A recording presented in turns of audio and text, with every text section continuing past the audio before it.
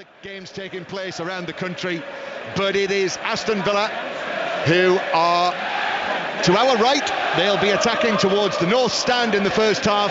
It's Manchester City in the white shirts with the claret shorts and white socks who get the game underway and immediately play the ball back to Ederson, who strikes it long, looking for Erling Haaland down the middle. And here is McGinn, the Aston Villa captain, first man to get a touch for the home side, and he wins a throw-in near the halfway line. So Aston Villa have got Martinez in goal, Konza, Carlos, Pau Torres and Digne, and then Boubacar Kamara's come back in alongside Douglas Luiz. Yuri Tillemans is playing in where is he? Just looking for him. Yep, in a more sort of defensive position, so it looks like a midfield three with Bailey over on the right, McGinn on the left and Watkins through the middle. And Manchester City with Ederson in goal, Walker, Akanji, Diaz and Gvardiol, but of course Akanji will be stepping forward in alongside John Stones, who's back in there in the Manchester City team, with Rodri out suspended, no Jack Grealish either, the former Aston Villa captain. So Bernardo Silva, Julian Alvarez, Rico Lewis and Phil Foden, with the Premier League's top scorer again this season, Erling Haaland, up front. Villa in possession inside their own half, and Pat Nevin, the former Chelsea, Everton and Scotland winger, sitting next to me. Word from Pat in a moment as Villa come forward with Tielemans in that sort of right-sided centre midfield position, and back they go into central defence, Pat. Yeah, just try to look at it. It was a little bit more settled looking back for it at the start from Manchester City. Yeah, when they've not got the ball, that's exactly how it's going, but there will, as you correctly say, be adaptable. Stones keeps on getting in and out of that centre-back position, so I suspect that's where he'll come from, slightly deeper to get the ball. John Stones has been an unused substitute for the last 3 matches. He's not been involved in the last 4. They're really taking care with him this season after the injury that he had, and this is only his 6th start for Manchester City this season. Aston Villa 0, Manchester City 0. Throw-in to the champions. Just down in front of us, Kyle Walker with the captain's armband. I can clearly see that with the rainbow colours on it. Takes it back to Ederson, who so comfortably just takes the ball down, even though Watkins is very close to him. Plays it out to the left-hand side, but Villa win it back out there. Ball played into McGinn, 25 yards out. Excellent from McGinn, strong. And then he finds Digne on the left-hand side. Digne taking on Bernardo Silva. Left-footed cross to the near post is headed up and away by Diaz, but only back to Villa. McGinn is dispossessed by Bernardo Silva, but Pau Torres steps forward, and Villa now with Douglas Luiz, the former Manchester City youngster, who just takes the ball and gives it back into the centre circle, and Villa take up possession again on the halfway line. Fabulously confident on the ball, aren't they, Aston Villa? And they should be, obviously, with the run that they are on at home just now, but they do not look cowed by Manchester City coming to town. So Old Trafford, they'll be underway there as well, Manchester United, Chelsea, but here's McGinn now. McGinn closed down by Stones, still McGinn in possession, might have been tugged back, referee allows the advantage, and then the shot into the side netting from Digne, and it is a goal kick. It was optimistic from Digne that it was well wide by 2 or 3 feet, and it's a goal kick to Manchester City. It is a 5 Live final score night tonight as well, with it being such a busy night, so you can listen to the 5 Live commentary alongside the final score graphics and the video printer. Just press the red button or go to the BBC iPlayer, the BBC Sport app, and click on 5 Live final score. So a busy night. Manchester United 0, Chelsea 0. That's on Sports Extra. All of the other commentaries you'll be able to hear via the BBC Sport website. We're also across the cricket tonight. West Indies and England in the second one-day international in the Caribbean, and Kevin Howells is keeping across the pictures. 9 down the West Indies, 202 for 9 in the 40th over. Motti, the 9th wicket, have gone. Miscued a big shot, giving a 2nd wicket to Rian Ahmed, caught at backward point. West Indies 202 for 9 in the 40th. So we're in the 4th minute here at Villa Park, the vibrant Villa Park, on this clear, very cold night. Huge crowd inside the stadium, and you can hear the noise that they're making. The Manchester City fans in their section, in the 2 tiers on the far side of the ground in the Doug Ellis stand.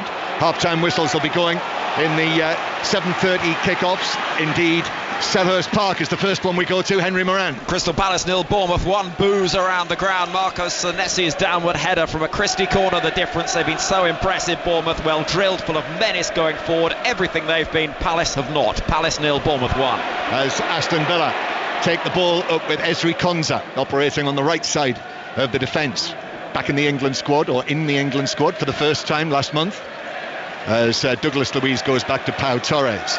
Next we go to Craven Cottage and John Southall, where it is Fulham 2, Nottingham Forest 0 at half-time. 2 goals in 4 minutes have given Fulham a fully deserved half-time lead. Iwobi the first, Jimenez with the second. Well worked, both of them, but poor collectively from Forest, who are yet to have a shot on target. Fulham 2, Forest 0. Villa playing the ball up to McGinn, who's still 15 yards inside his own half, turns, Stones, hits a ball downfield, that arrives at Bailey shoots, and Ederson's able to go down and push it away.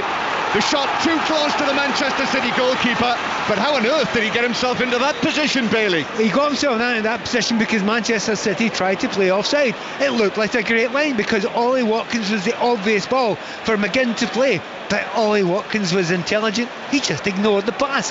It meant Bailey could fly on from an onside position and got himself on one-on-one with the goalkeeper. Slightly too acute an angle there, but super play from Aston Villa, but particularly from that man John McGinn. Yeah, it was that was a real opportunity, and Ederson really just had to drop down to his left and push it away. So a corner, Lucadinha to take this from over in that corner where the Manchester City fans are, next to the north stand, and here it is, left-footed, swinging into the near post. Haaland is up there higher than anyone to head it away, comes out to McGinn slips the ball through into the penalty area, and the shot from the angle from Pau Torres is very well saved by Ederson. That was a better save than the one that he made from Bailey a few moments ago, and then the ball's deflected out of play by Konza as City were trying to clear it away, Gvardiol, and it's a throw-in to City. Do you know what? That's a brilliant save. I've seen so many good saves this season.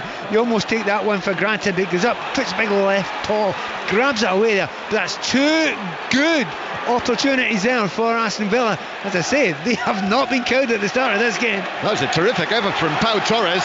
It's more Fernando Torres than Pau Torres. 0-0 here at Villa Park. It's been another goal at Celtic Park. Connie McLaughlin. Celtic 2, Hibs 0. Cross coming from the left-hand side. A glancing header from Matt O'Reilly. Put it into the back of the net and put Celtic 2-0 up against Hibs. Right, let's see how things have started. It's been lively here. In fact, we'll hold on that because Lewis coming forward for Manchester City. Lewis is one of 2 players who've come into the Manchester City side tonight. Rico Lewis as well as John Stones, with Doku out injured, and Manchester City go back into the centre circle. So let's see how things have started at Old Trafford. Lots of interest on this tonight. Manchester United Chelsea. It's on Sports Extra, but Ian Dennis reporting for 5 Live. Very lively 0-0, but we've just had a VAR check and Manchester United awarded a penalty. Enzo Fernandez adjudged to have stood on the foot of Anthony, and after a long look at the screen, referee Chris Kavanagh has just pointed to the spot. Hoyland earlier had an effort saved by Sanchez. Chelsea have been shaky, Manchester United positive. Come back to me for the penalty if you wish. Yeah, we'll come back to you, Ian, and it obviously won't be Rashford who's given the penalty tonight, since he's sitting on the substitutes bench. But 7 minutes played here.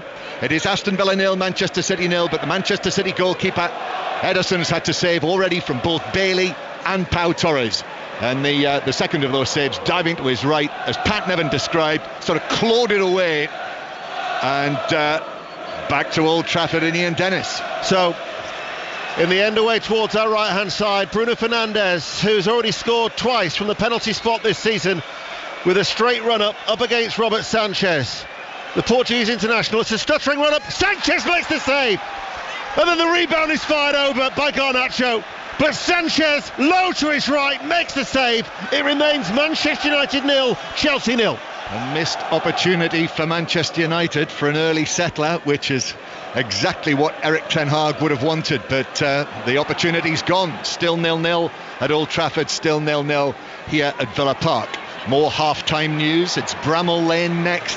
Chris Wilder back in the dugout. Naz Premji. Yes, back in the dugout, but his team are 1-0 down. Sheffield United 0, Liverpool 1. Virgil van Dijk's venomous volley separating the two sides at the break. Sheffield United 0, Liverpool 1. Manchester City outstretching Aston Villa here. Lewis has got it in the full-back position, the left full-back position.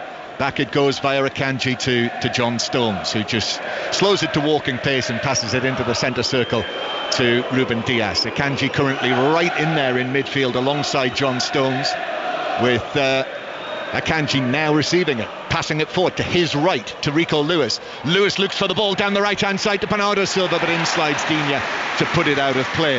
Half time now at Brighton. Hamish Marshall. It's Brighton 1, Brentford 1. The Seagulls will feel they deserve to be in front, but they've had to come from behind. Pascal Gross from the edge of the box cancelling out a Brian Mbeumo penalty, but the B striker has since hobbled off injured. 1-1 at the break. They will be underway as well at Tynecastle, where it's Hearts 0, Rangers 0. Aston Villa on the back foot. Foden crosses, but that's blocked away by Konza towards the halfway line. And Manchester City take up possession again in centre field. Still Aberdeen 0, Kilmarnock 0, and St Johnstone 0, St Mirren 0 as well in the Premiership.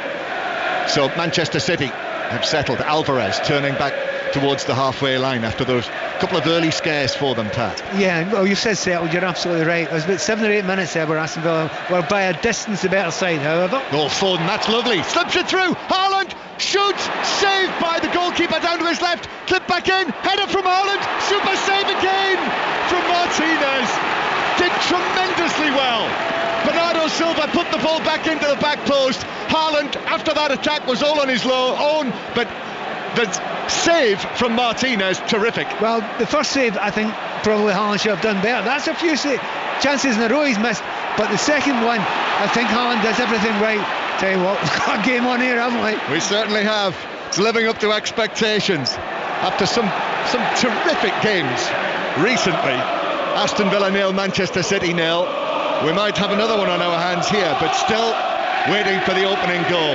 Back to West Indies, England. What's the news, Kevin Howells? Well, the news so far is good for England. Of course, they need to win to square the series. They've won the toss and made the most of the bowling. West Indies all out for 202 with 10 overs left of the innings. 3 wickets for Sam Curran, 3 for Liam Livingstone. So we'll obviously keep you up to date with what happens there during the rest of the evening.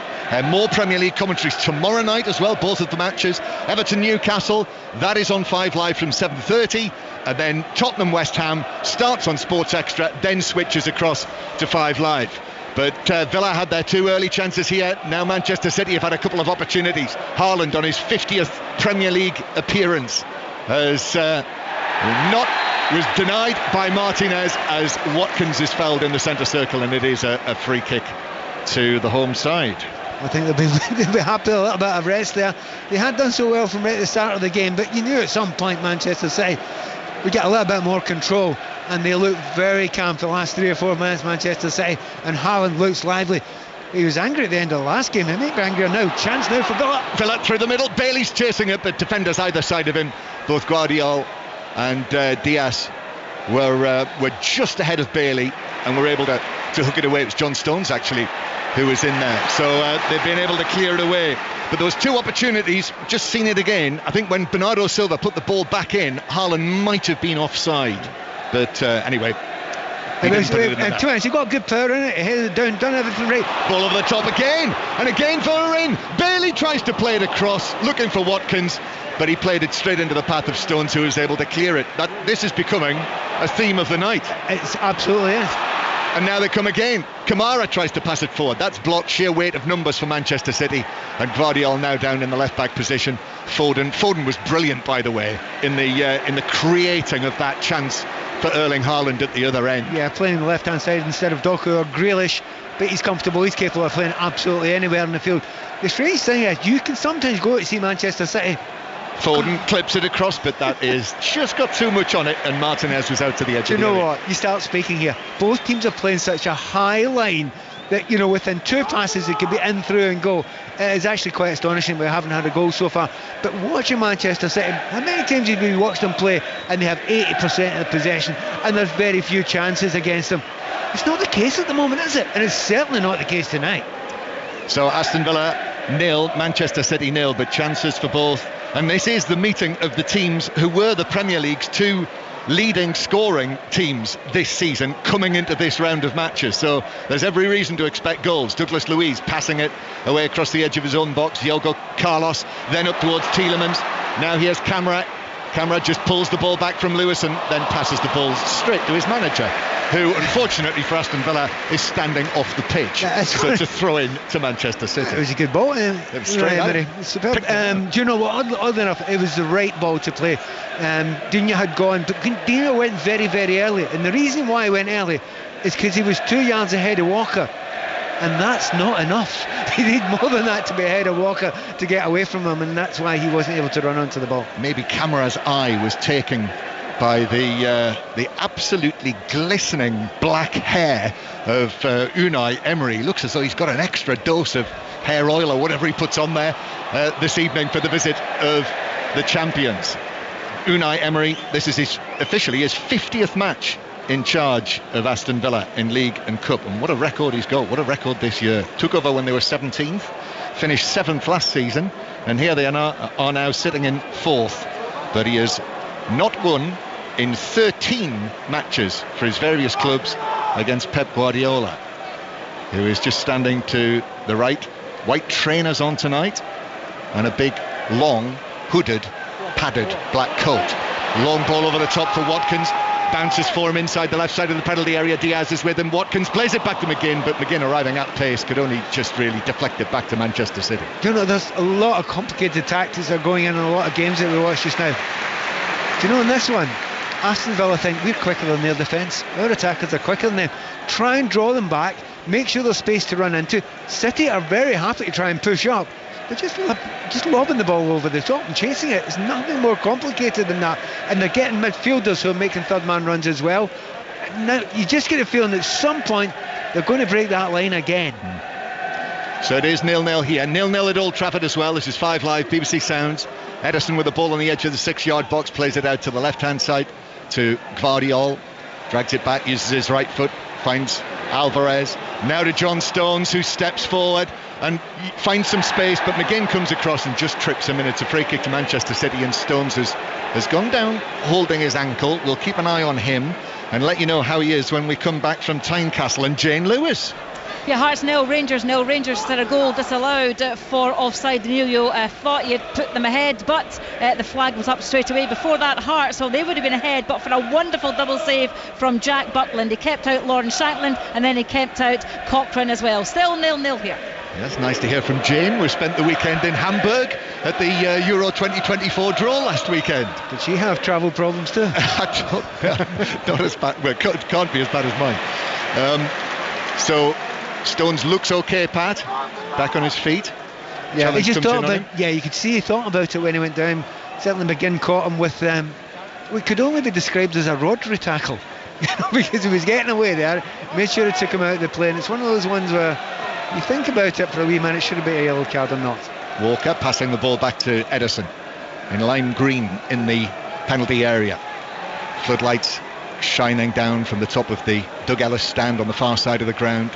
Foden, and the ball bounces away from Alvarez, and it's given us a throw-in Aston Villa's way. That's disputed by Alvarez, but it is a throw-in to the home side. 0-0 here at Villa Park.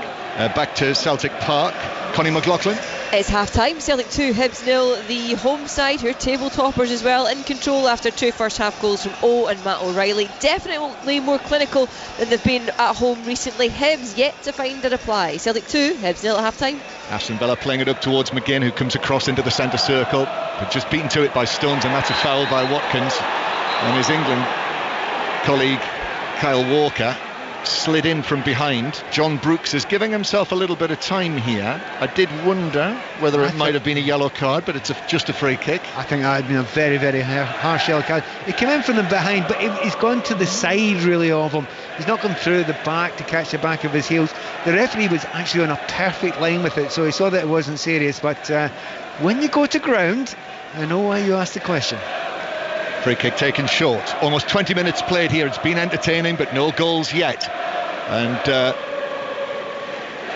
Walker through to Haaland, and then Akanji gets it back. Claret and blue either side of him. Now here's Bernardo Silva on the right hand side. Bernardo Silva up against Digne, goes for the byline, turns it back now to Walker. Walker into the back post. Foden misses his kick.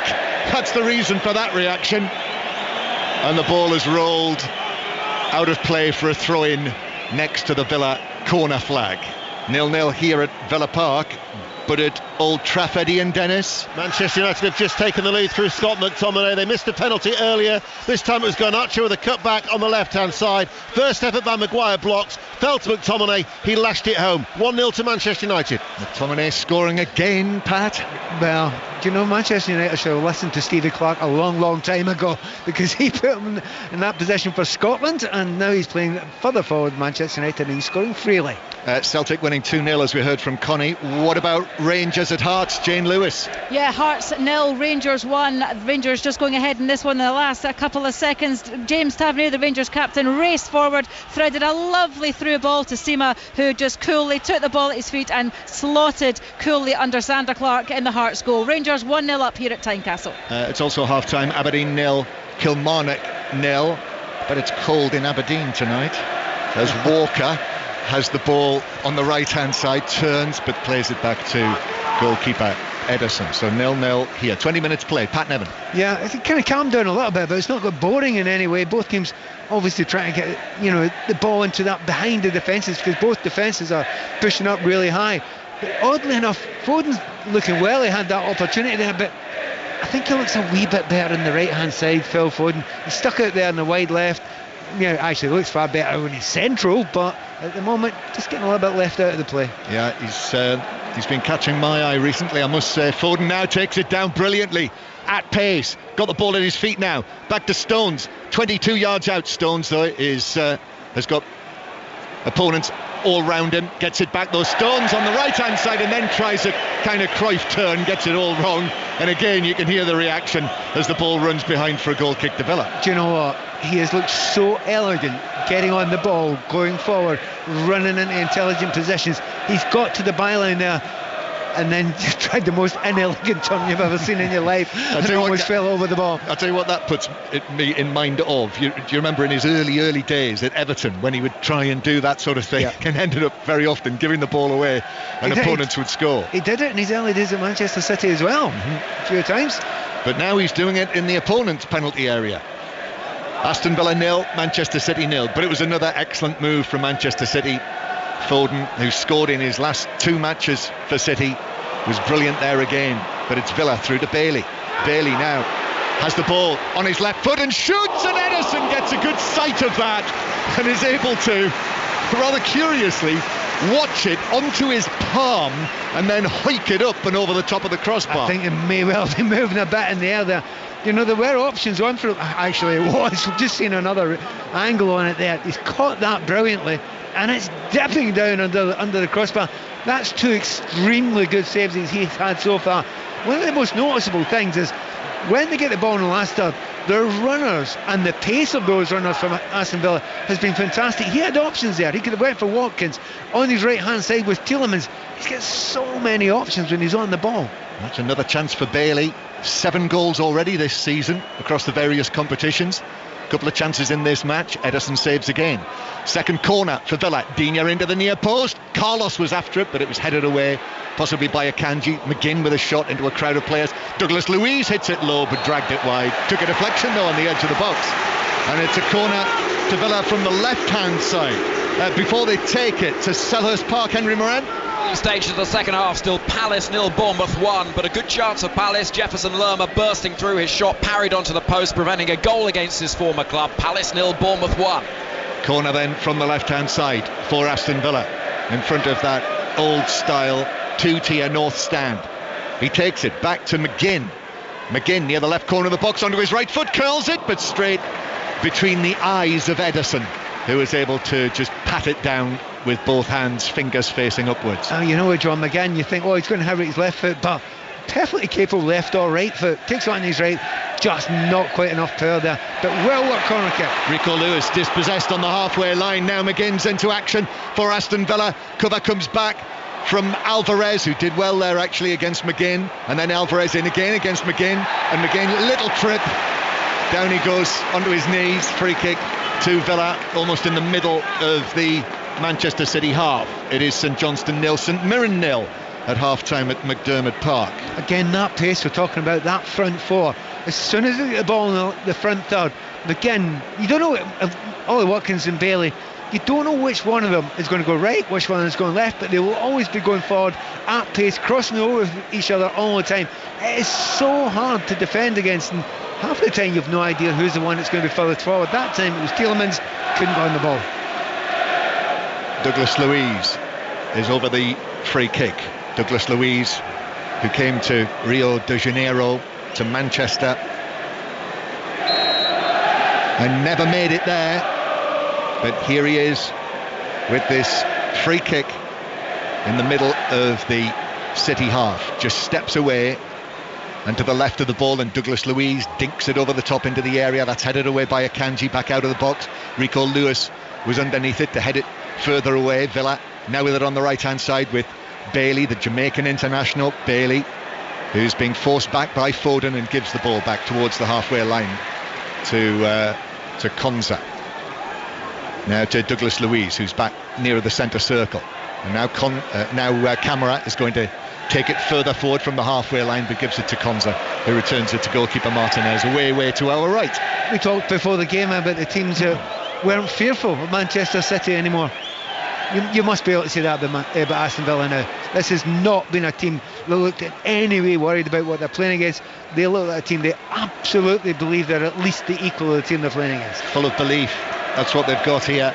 And then the ball is played long and forward from the halfway line by Carlos, down into the Manchester City right back area. Watkins beats Walker, now to the corner of the box, shoots, but in slid stones in front of the line of the shot and blocked it back out of the penalty area. I don't think Walker's going to enjoy that very much. The pace, him against Watkins, you actually see that over 100 metres, but the little flick there was a bit cheeky from Watkins and very good. Well, they've been doing this in the England squad, no doubt, just a few weeks ago, playing against each other, you would think. It's one of those ones where I think if he was outside the box he might have got a tough tackle, but he was inside the box, so there was absolutely nothing Walker could do about it. Aston Villa 0, Manchester City 0. Villa going for what would be a 14th consecutive home Premier League win in a row. Ball played across the penalty area. Nice touch to Douglas Luiz from Camara, who was suspended at Bournemouth on Sunday in the 2-2 draw. Now here's Carlos with the gloves on, short sleeves, gloves on, passing it forward towards Tielemans, the former Leicester man. Now Bailey on the right hand side, Bailey up against Bardiol, takes him one way then the other, goes to the byline, clips it across to the back post, but Walker was underneath it to head it away for Manchester City. Excellent from Bailey, and now Haaland back winning it on the edge of his penalty area, and then Haaland turns and plays the ball downfield that really you needed Haaland on the end of, but he can't do everything. There's so many options that Villa have got in front, but if you get Bailey 1-on-1 with Guardiola, I think he wants the ball all day long. Guardiola's a fabulous player, but he's not a natural left back. He's a centre back, he's a left centre back, but out and out left back, not the very best. Villa Park purring as Yuri Tielemans drags the ball back with the top of his foot and keeps possession, and now Pau Torres with the pass forward, but then Digne's onto the clearance and Walker all over the back of Digne. Digne goes sprawling down outside of the penalty area, and it's a free kick. It's a bad few moments for Walker, isn't it, at the moment? He's been done down this left hand side 12. Digne goes in front of him. To be honest, Digne knows exactly what he's doing. He's got in front of him and then just slammed on the brakes and waited for the hit and taken it down. He is, what I was going to say, a yard outside the 18-yard box, but he's a lot way further than 18 yards from the goal, because it's right on the corner here. Tricky one. So this is the only match now that is goalless in the Premier League tonight. 5 Live from the BBC. It deserves a goal though. Certainly does. Douglas Luiz is over this one, but his last free kick in a central position, he tried to dink that in, and John McGinn is actually standing in front of Ederson, but he's only 10 yards offside. in a very much offside position, and John Brooks has just gone across there to you certainly don't need to point it out. He's jumping up and down and dancing up and down in front of Ederson, and now he's moving away and taking up a position on the far side of the penalty area, and Douglas Luiz curls it in, and it's headed over by Konza, who got there ahead of Ederson, but at pace could only head it up and over the top of the crossbar. So Aston Villa 0, Manchester City 0. More from Pat Nevin on that in a moment, but it is Brighton 1, Brentford 1, Crystal Palace 0, Bournemouth 1, Fulham 2, Nottingham Forest 0, Sheffield United 0, Liverpool 1. Van Dijk with a goal there. And Manchester United, Chelsea, Ian Dennis. Manchester United still lead by a goal to 0. That goal from Scott McTominay that earlier missed a penalty. Chelsea themselves have had a penalty claim. Lindelof adjudged to have caught Sterling, but the referee said no. He was well positioned. 1-0 to Manchester United. Match of the day tonight. Mark Chapman presenting Match of the Day tonight. He's like Erling Haaland, isn't it? Passing the ball to himself. He has Alvarez. Alvarez now through the middle, giving the ball to the left-hand side to Foden. Foden then back to Gvardiol, nearer the centre circle, forward towards Akanji. Akanji then left-footed into the area. What a pass! Alvarez's ball across. Oh, it comes off the defender. Pau Torres and up and over the top of his own crossbar. But the offside flag was up nevertheless. So must have just been offside as it was played through to Alvarez. We'll have a look at the pictures. John Southall, what news from Craven Cottage? Well, Fulham think they have a third against Nottingham Forest. Raul Jimenez with his second of the game went round the goalkeeper. VAR are checking this one though to see if there was a push by the looks of things on Murillo as he went round the keeper and tucked it in. Come back to me, John, but at the moment Fulham 3, Forest 0. Yeah, we'll be back in a mo. Alvarez was offside. He was. What a brilliant spot with the assistant referee in that far side there. He was just off there. He was paid at such pace, but he's got that one actually spot on. Very intriguing to know what John McGinn was doing in front of the goalkeeper just a few moments before. He wasn't doing anything illegal. He was 10 yards offside, but he was getting very, very annoyed with it, Ederson. But McGinn was doing nothing wrong. The assistant, by the way, with the offside flag, Lee Betts, one of the best.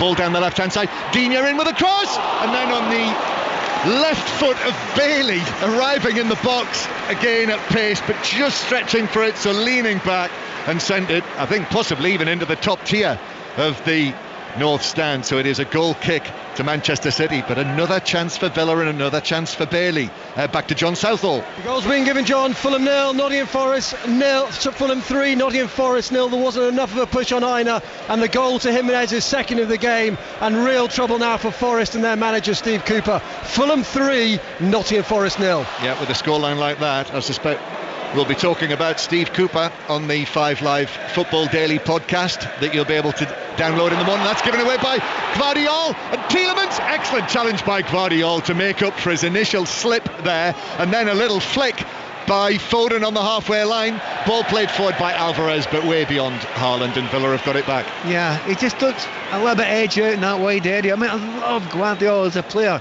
Fabulous player, but centre back's very different from full back, especially if you're on against a very, very speedy winger. Here's McGinn, lovely turn on the halfway line away from the teenager, the now 19-year-old Rico Lewis, the England international Rico Lewis.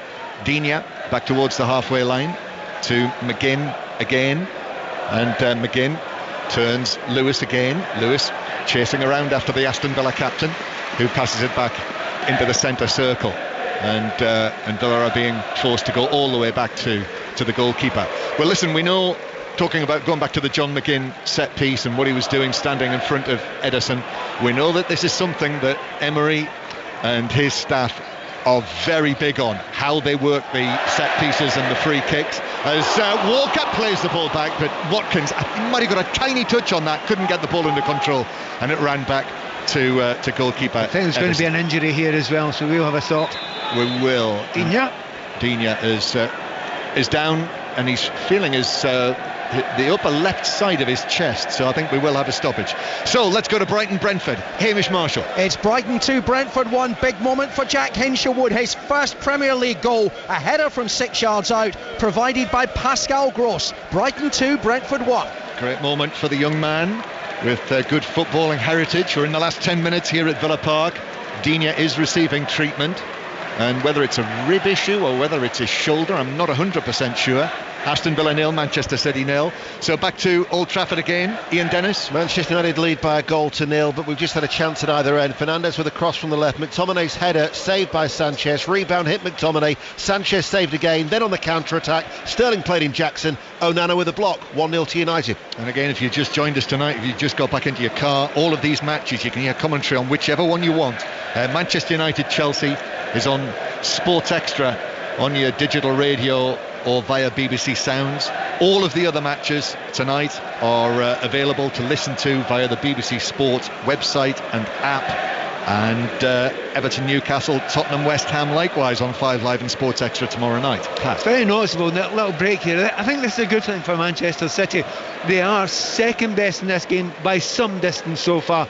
And Pep's gone straight over his players. He's talking to them all the time. I think he may have to adapt it a little bit, because I think we've just seen there 9 shots to 2 at the moment, and that shouldn't be a shock. They've had so much of the game, but there's a couple of special things they're doing, particularly that man Watkins, clever, actually deliberately runs offside for a good reason, because he wants the second ball, not the first one.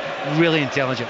Manchester City, who've conceded 10 goals in their last 4 matches, but clean sheets for both of these sides so far tonight. Dini's okay, and he's waiting to come back onto the field, and Walker passing it infield towards Lewis. Lewis now tries to pick out a ball to the edge of the penalty area, but actually just passes it straight to Konza, and Martinez in the end in the 6-yard box puts his right foot through that, the Villa goalkeeper, and Manchester City are in possession inside their own half. So back to Bramall Lane, Naz Premji. Sheffield United 0, Liverpool 1, and a big chance for Mo Salah, corner in from the right, Trent Alexander-Arnold with a delivery 8 yards out, Salah on the volley, expertly tipped over by Wes Fodringham. Sheffield United 0, Liverpool 1. With that scoreline, Liverpool would go up to 34 points, or 2 points behind the leaders Arsenal, who come here on Saturday night, and that is one of 5 Live's commentary matches this weekend. Aston Villa against Arsenal. Manchester City tonight,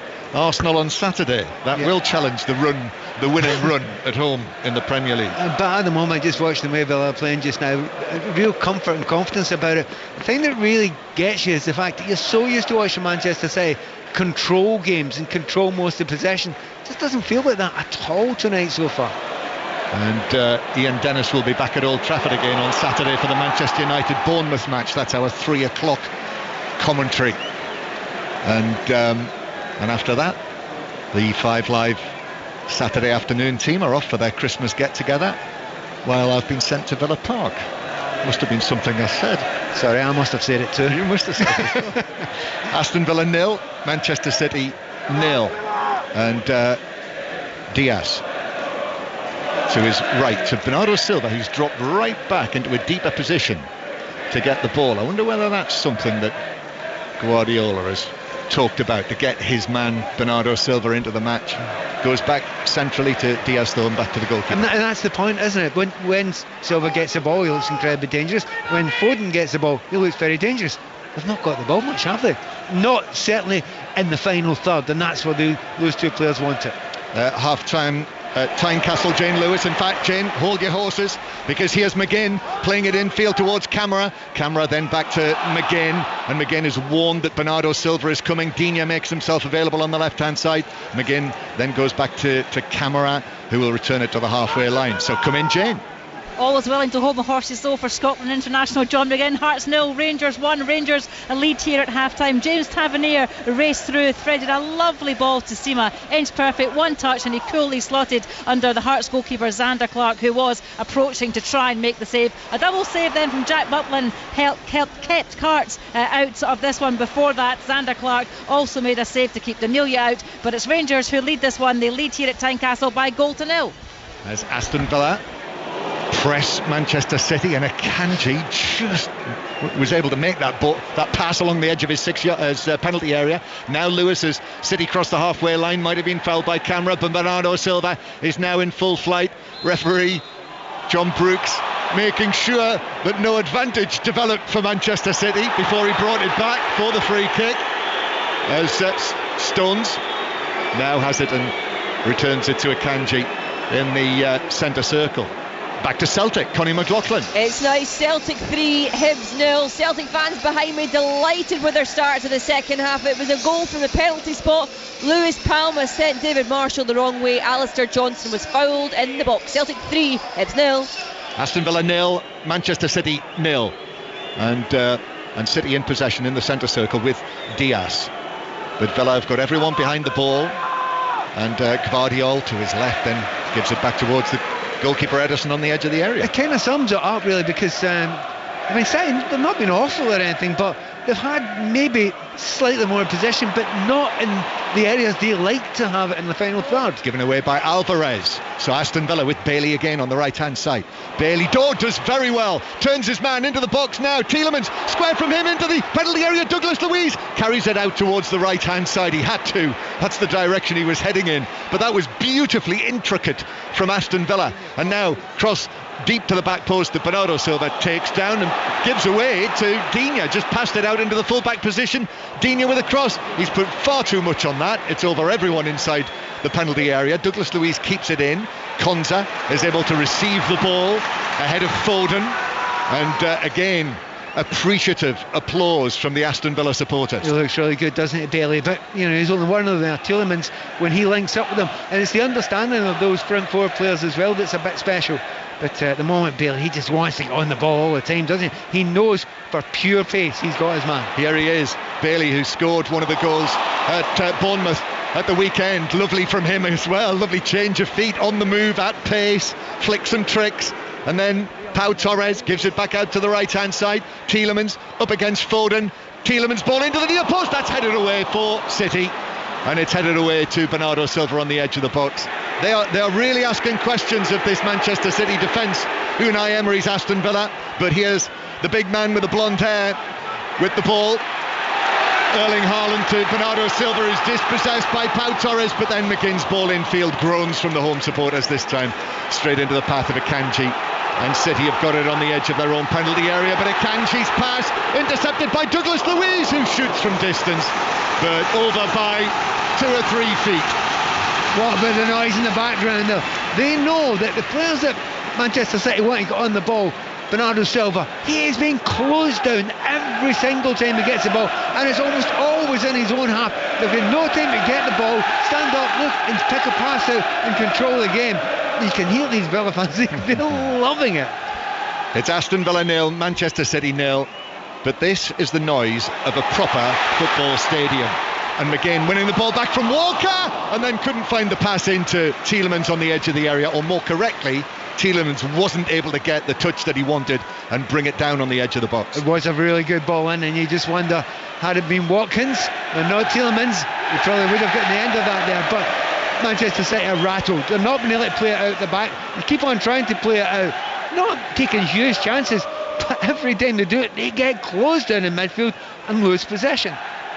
Tielemans back to the halfway line, and Camara and Douglas Luiz together again. So Brighton leading Brentford by 2-1. Crystal Palace 0, Bournemouth 1, Fulham 3, Nottingham Forest 0, Sheffield United 0, Liverpool 1, and Manchester United 1, Chelsea 0 are the other latest scores. Here's Pau Torres, who is just able to take it away from Bernardo Silva, and then McGinn tries to send a pass forward, and again that's a last-ditch interception from Diaz, throwing himself at the ball, stopping it, perhaps running through into the path of Watkins. You took the word out of my mouth. It is last ditch. There's been about 8 or 9 of them. But here's one at the other end, as Walker plays it through for Alvarez, who's able to get it down, but Konza does well against him, very well indeed.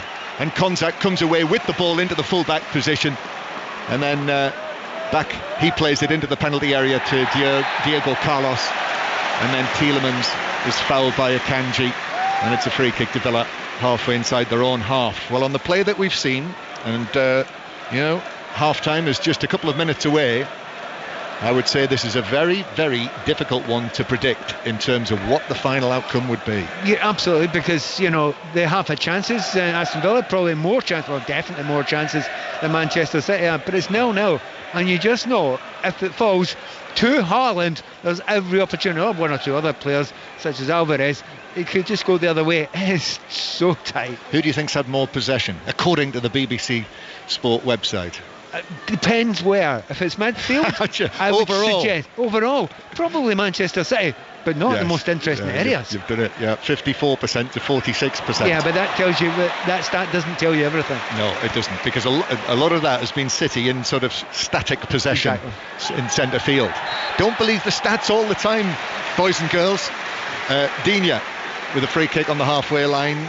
So Villa just sorting themselves out. So back to Celtic. Connie McLaughlin. Celtic have got their fourth of the evening, and has got his second. A lovely run down the left hand side. He shouldered past two of the Hibs defenders and just tucked his shot under David Marshall. Celtic clinical tonight, and it looks as though the 3 points are staying in Glasgow. Celtic 4, Hibs 0. Villa having had the free kick. Stones heads it forward, but Pau Torres steps up, the tall Spaniard, and then McGinn has Stones all over him, and they're demanding a yellow card, and John Brooks provides it, the first yellow of the match. Free kick to Villa. John Stones is booked, and straight to Old Trafford. Ian Dennis, where Chelsea have just equalised in the last 60 seconds of this half, and it's the former Manchester City player who hails from Wythenshawe, Cole Palmer, and he did ever so well. On the stretch, collected on the edge of the area, ran to his left, and then hit a low left-footed shot past the outstretched Onana.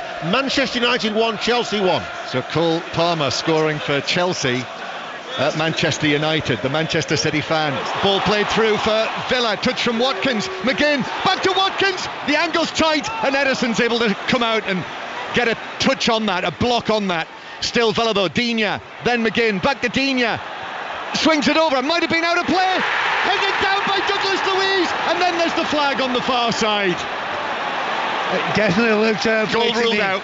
It's one of those ones where you think it's going out of play, but you've got to check it. You've got, and I'm sure they'll have a look at this now to make sure that it has gone out of play. I don't think they've put the flag up. Remember, it has to be the entirety of the ball.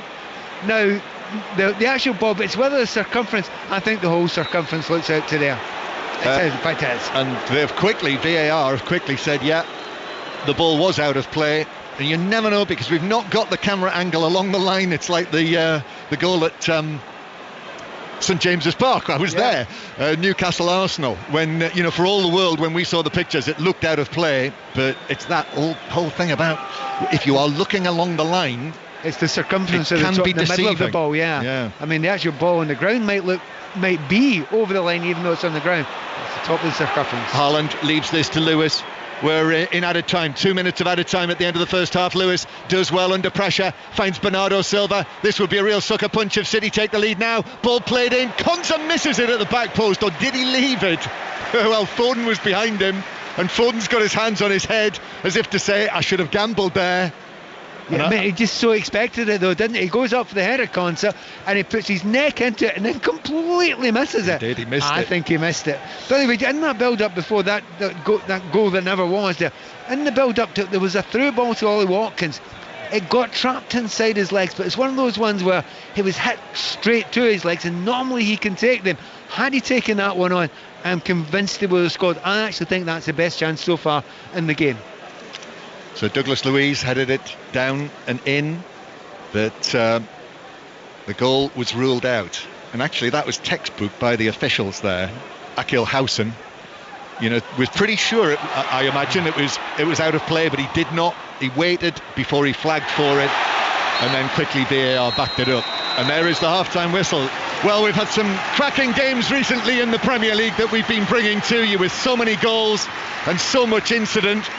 No goals in this match, but it has been tremendously entertaining. And there's Unai Emery walking rather perkily down the touchline with his head down, thinking about what he's going to say to his team at half-time. Most unusually at Villa Park, 0-0 at half-time, Pat. But it shouldn't be 0-0. The chances that they have created, I mean, the attitude from the Villa players has been brilliant. I mean, McGinn's been superb as he usually is, but all the way through that team, Tielemans as well. Bailey looks as if he's got Guardiola and Toast over there as well, but they haven't got a goal, and of course that's dangerous. What is interesting in this first half, every time you look down, Unai Emery shouting these players, adapting them, changing them, and you look along the other side, and Pitt strangely quiet tonight. Well, he knows they're going to win the Premier League, doesn't he? Aston Villa 0, Manchester City 0 at half-time. That's as entertaining as any of the recent 4-3s or 3-3s, Pat. Totally agree, absolutely, and no one here is complaining about 0-0 other than the fact that the Villa fans would like to see their team score and believe their team should have scored now. But just the way I've attacked this game, and we were chatting beforehand, weren't we? And I was saying I don't think teams are fearing, well, certain teams aren't fearing Manchester City. There's no fear whatsoever from any single player in that Aston Villa team. They are chasing, they are closing down, and I'm not saying they shouldn't. they should be used to it now, because it's beginning to happen more often now. But they are losing the ball really quite close to their own 18-yard line. I don't think they're used to getting close down in those areas, and they've almost get found out 4 or 5 times in this game. And Villa are happy to go in behind, and as you say, Ollie Watkins will make the run and be offside because he's not looking for the initial ball. I think it's brilliant. Thanks for listening to that one. That's all right. I mean, I've also heard, John Murray put stats away, complaining that he isn't invited to a drink on Saturday. I mean, I've been across everything. He doesn't miss a trick pass. No, he doesn't. I've noticed that. Daniel's warned me. To be honest, I love that. I mean, I've watched players in the past. I remember Inzaghi used to do that years ago. I've watched Russia used to. Lots of players have done that. Costa was amazing at that. But there's not that many players doing it as often just now. But running and hoping to get the through ball, but not worrying then being offside. Keeping his run going, thinking, play the ball into me, I'll ignore it. It'll go to one of my teammates, and then I'll be onside again. He's such a clever player, and he's almost got in twice just with that move, that one move along. But just see, we're on a line where he would be making his runs just now at Villa Park. And honestly, chappers, the guy never stops. Watkins has been fantastic tonight, and he has, dare I say it, outshone Haaland, but then he's had more to work with. Second half on the way with John and Pat from Villa Park. Fulham were very good at Anfield on Sunday. We're on the wrong end of a 4-3 scoreline. They've been very good again tonight, and they're going to get all 3 points. John Southall. They have been very good, but Nottingham Forest have been very bad. Fulham 4, Nottingham Forest 0. Once again, far too easy. It was a lovely sweeping move from Fulham. Kearney to Wilson on the right-hand side. He played it to Iwobi, unmarked at the back post, and he swept it in. So trouble mounts now for Steve Cooper. This will be their 4th straight defeat, 5th in 6 games. The pressure is increasing, but the away fans are still singing his name away to my left-hand side. Fulham 4, Nottingham Forest 0. 8 minutes of first half stoppage time at Old Trafford. Ian. Yes, we've got about another 3 to go of that. Manchester United 1, Chelsea 1. United have a corner on the left-hand side. It's an in-swinger that was... In fact, there was a foul on Sanchez. But Manchester United, they missed an early penalty. That was Fernandes, saved by Sanchez diving away to his right. They did take the lead through McTominay after 19 minutes, but both sides have had chances, and Chelsea equalised on half-time. Palmer collecting the ball on the edge of the area, on the stretch, ran to his left, still on the edge of the box, and then hit it left-footed, reversed it back into the right-hand corner for his 5th goal of the season. It's been an entertaining game. There have been a lot of chances, 1-1. Sports Extra, if you want to listen to that game this evening. Sheffield United are not out of it at Bramall Lane. Naz Premji. Absolutely not. We have got, 74 on the watch. Sheffield United 0, Liverpool 1. Van Dijk's first half volley the difference. Salah had a similar effort which was tipped over by Wes Foderingham. They've kept in the game, and when they've had the odd moment, likes of Cameron Archer and Andre Brooks, who's gone off now, have been very, very lively, and they've kept their shape mark. They've been very, very solid defensively, and when Liverpool have got through, Foderingham has been there to keep them at bay, and while it's 1-0, you've always got a chance. Sheffield United 0, Liverpool 1. Who's on top at Brighton? Hamish Marshall. The home side with 18 minutes plus added time to play. They're on course for the points. Not a certainty yet, though, it has to be said. The goal which separates the sides came from 18-year-old Jack Hinshelwood. A header from 6 yards out. His first Premier League goal after a Pascal Gross cross. That was important, but so was his block on the line 60 seconds earlier to deny Vissa for Brentford. They're not out of this yet, but it's Brighton 2, Brentford 1. Bournemouth still lead at Selhurst Park. Henry Moran. Crystal Palace 0, Bournemouth 1, heading towards the final 10 of the 90. The goal in the first half, Marcos Senesi, a downward header from a corner, and they have deserved this lead, Bournemouth, though Palace have improved in this second half. They have not created necessarily that clear-cut chance they've needed, but it's been much, much better in front of a home crowd that are getting increasingly frustrated. They've not been good at home all season, just the one win here at Selhurst Park, and they've got tough fixtures coming up as well. They're looking for that chance, looking for that equaliser. Crystal Palace 0, Bournemouth 1. In the 7:45s in the Scottish Premiership, it's Aberdeen 0, Kilmarnock 0, St Johnstone 0, St Mirren 0, So we've picked the right one to go to, Connie. We certainly have. We've seen 4 goals, all for the home side. Celtic cruising in this one. So much so, in actual fact, Mark, they've hardly actually got out of third gear. So what Brendan Rodgers has done is sort of tinkered a little bit, brought some new faces on. Kyogo's on, Anthony Ralston's on, Marco Tilio and Nat Phillips. Hibs, well, they're probably left a little bit scratching their head, and I suppose probably waiting and hoping for that full-time whistle. It's Celtic 4, Hibs 0. Rangers lead by a goal to nil at Hearts. That was an 8 o'clock kickoff, so they're just into the second half. Their half-time whistle has gone at Old Trafford. Ian Dennis. Yes, Manchester United 1, Chelsea 1. Manchester United taking the lead 10 minutes after Fernandes had his penalty saved by Sanchez diving away to his right. Sanchez was brought into action on a number of occasions because Chelsea's defence was extremely shaky, and Manchester United, full of running, their positive start rewarded when McTominay fired home after Garnacho's cut back from the left. The first effort blocked by Maguire fell to the Scottish international, only the second time in 8 home Premier League games that they've scored before half-time at Old Trafford this season. But Chelsea have had chances as well. There was Fernandes, there was Mudryk, and it was no surprise when Palmer, who collected the ball on the edge of the area on the stroke of half-time, reversed it back into the right-hand corner for his 5th of the season. More goals in this, I would sense. 1-1. Big chance for Liverpool to close it out at Sheffield United. Naz. Yeah, lovely ball. It was Trent Alexander-Arnold to Darwin Núñez. He raced through, Foderingham with a smart stop, and on the follow-up as well, Joe Gomez denied as well. Liverpool starting to try and find the second to put this game to bed, but still Sheffield United stay in it. Sheffield United 0, Liverpool 1. To Jane Lewis at Tynecastle. Yeah, second half just underway. 4 minutes old now. Remember, Sima giving Rangers the lead in this one. A lovely finish under Xander Clark in the Hearts goal. Hearts have made a couple of changes and they look to get back into this one. They came close in the first half. Jack Butland made a couple of fine saves, a double save actually, to keep them at bay. But Hearts still looking to get back into this one. It's 0 to them and it's 1 to Rangers. England's women. Oh, thank you. England's women beat India by 38 runs in the T20 International today. England's men are going along nicely against the West Indies in the 50-over format. Kevin Howell. Yeah, a little bit of good fortune, but they only need 203 here to win in Antigua. Square the 3-match series or lose it with a game to go. Sultan Jack's off to a really good start. That 202 all out for the West Indies. Inside 40 overs. The star of that part of it all, I suppose, Sam Curran, after what he went through last Sunday, is 3 wickets, 3 for 33, was 3 for 19 from his first 5 when the West Indies were 23 for 4. But Sultan 16 off 11, Jacks 25 off 18. England in a really good strong start, 44 for no wicket after 5 overs, chasing 203. Time for a news update on 5 Live. Here's Richard Foster. Listen on BBC Sounds. This is BBC Radio 5 Live. The Immigration Minister Robert Jenrick has resigned. He says he can't continue when he has such strong disagreements with the government on its immigration policy. There are reports he'd been unhappy that Rishi Sunak rejected calls to leave the European Court of Human Rights. Our political correspondent Rob Watson says it's damaging for the Prime Minister.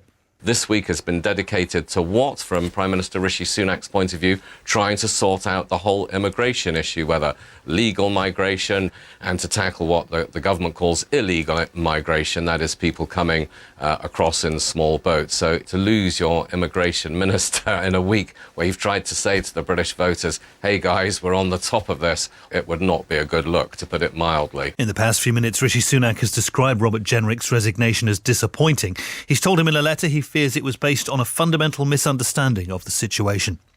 Police in Las Vegas say they are responding to a shooting at the University of Nevada in the city. They've described multiple victims near the university's Beam Hall building, but say the suspect has been located and is now dead. Boris Johnson has apologised to the COVID inquiry for the way the government handled the pandemic, saying it underestimated the challenge. The former Prime Minister admits that ministers should have been quicker to realise how serious it was, but says they did their level best in the circumstances. And a man has been charged with attempted murder following a stabbing in Aberfan yesterday morning. Daniel Mihai Popescu, who's 28, is accused of attacking a 29-year-old woman. He's due in court tomorrow. The victim has been discharged from hospital. I'm Troy Deeney. And I'm Jermaine Defoe. And Football First is back. Football First from BBC Radio 5 Live. In this podcast, we reveal the football firsts that have shaped our careers. From the first time we got dropped to the first time we missed an absolute sitter. I missed from 3 yards, but apparently I started laughing afterwards, which sums me up. The first time we got sold. And the first time Jermaine name dropped a world famous rapper. When I signed for Toronto, Drake phoned me, yeah? You're like sick, you know. Why? Because you just fully dropped Drake phoned you. My nan texted me in between this. Football First from BBC 5 Live. Listen on BBC Sounds. This is 5 Live Sport With Mark Chapman. On 5 Live. Listen on BBC Sounds. In the 2-8-15s at Old Trafford, Manchester United won, Chelsea won, and Villa Park, Aston Villa 0, Manchester City 0. Villa have been really, really good. Statman Dave, what stood out numbers-wise? Well, I think first and foremost, the basic ones, shots on goal, Aston Villa 13, Manchester City 2. That is very, very surprising. But I think John McGinn in that first half has been absolutely outstanding, not only winning the ball back, but making things happen. In terms of the stats of the first half, John McGinn topped both sides for chances created, ball recoveries, tackles won, and passes completed in the final third, which is so rare against Manchester City. Let's go back to Bramall Lane. Naz Prenji. Sheffield United 0, Liverpool 1, 81.5 minutes on the watch, and still Liverpool can't get the point safe. They are trying, Sheffield United staying in the game, and you just sense, Mark, there's going to be one clear-cut opportunity in the last 10 for United to get a point, and you wonder if they're going to take it. Sheffield United 0, Liverpool 1. Keep looking up and watching the game at Craven Cottage. John Southwell, I can't work out whether Fulham are playing just some really, really good football or whether Nottingham Forest are just allowing them to. I think it's a mixture of both. I think Fulham have played really well tonight, but also I think they've been helped by Nottingham Forest, who have, as you say, who have allowed them to play their football, and they've cut through them at times tonight for all 4 goals, to be honest. The Jimenez goal just shrugged off Aina, went round the keeper, backheeled it in. Then the 4th goal, again too simple. Harry Wilson down the right-hand side, pulled it back for Alex Iwobi, and he just swept it in. So it's what happens now for Forest and for Steve Cooper. The away fans away in the Putney end on my left-hand side are still singing his name. They know what he's done for this football club. They know he got them promoted and he kept them up last season, but they're going through a bad spell. This will be the 4th straight defeat and the 5th in 6 games. And the manner of this. Exactly. I mean, to lose if 4 or 5, I was saying at half-time to someone, they were 2-0 down, and saying if this goes on to be 4 or 5-0, then you have to think that, he could be in a bit of bother tonight. Hibs have pulled one back. Connie McLaughlin. They have, but it's just been checked for a possible offside, so VAR will have the final say on that one. It was a bit of a misunderstanding by substitute Nat Phillips and Liam Scales, just to think who was getting what or doing what, and allowed in Christian Doidge, who's just come off the bench actually just to slot the ball home past Joe Hart. So I will let you know if that one stands. At the moment though, Celtic are still 4 goals to the good. Maybe Hibs are 1 up, I'll tell you in a second. Fulham are 5 goals to the good. John. 5-0, another comical goal for Nottingham Forest to give away. Tom Kearney with it. They gave the ball away, and it was just so simple for Kearney into the penalty area. Took his time, picked his slot in front of the Hammersmith end, and they lead by 5 goals to 0. And the Forest fans are all still there in the Putney end of the stadium. But it's a difficult night for them, and it's becoming an increasingly uncomfortable one for their manager Steve Cooper. Fulham 5, Nottingham Forest 0. That goal for Hibs did stand, so it's Celtic 4, Hibs 1, still Aberdeen 0, Kilmarnock 0, St Johnstone 0, St Mirren 0. Rangers are a goal up.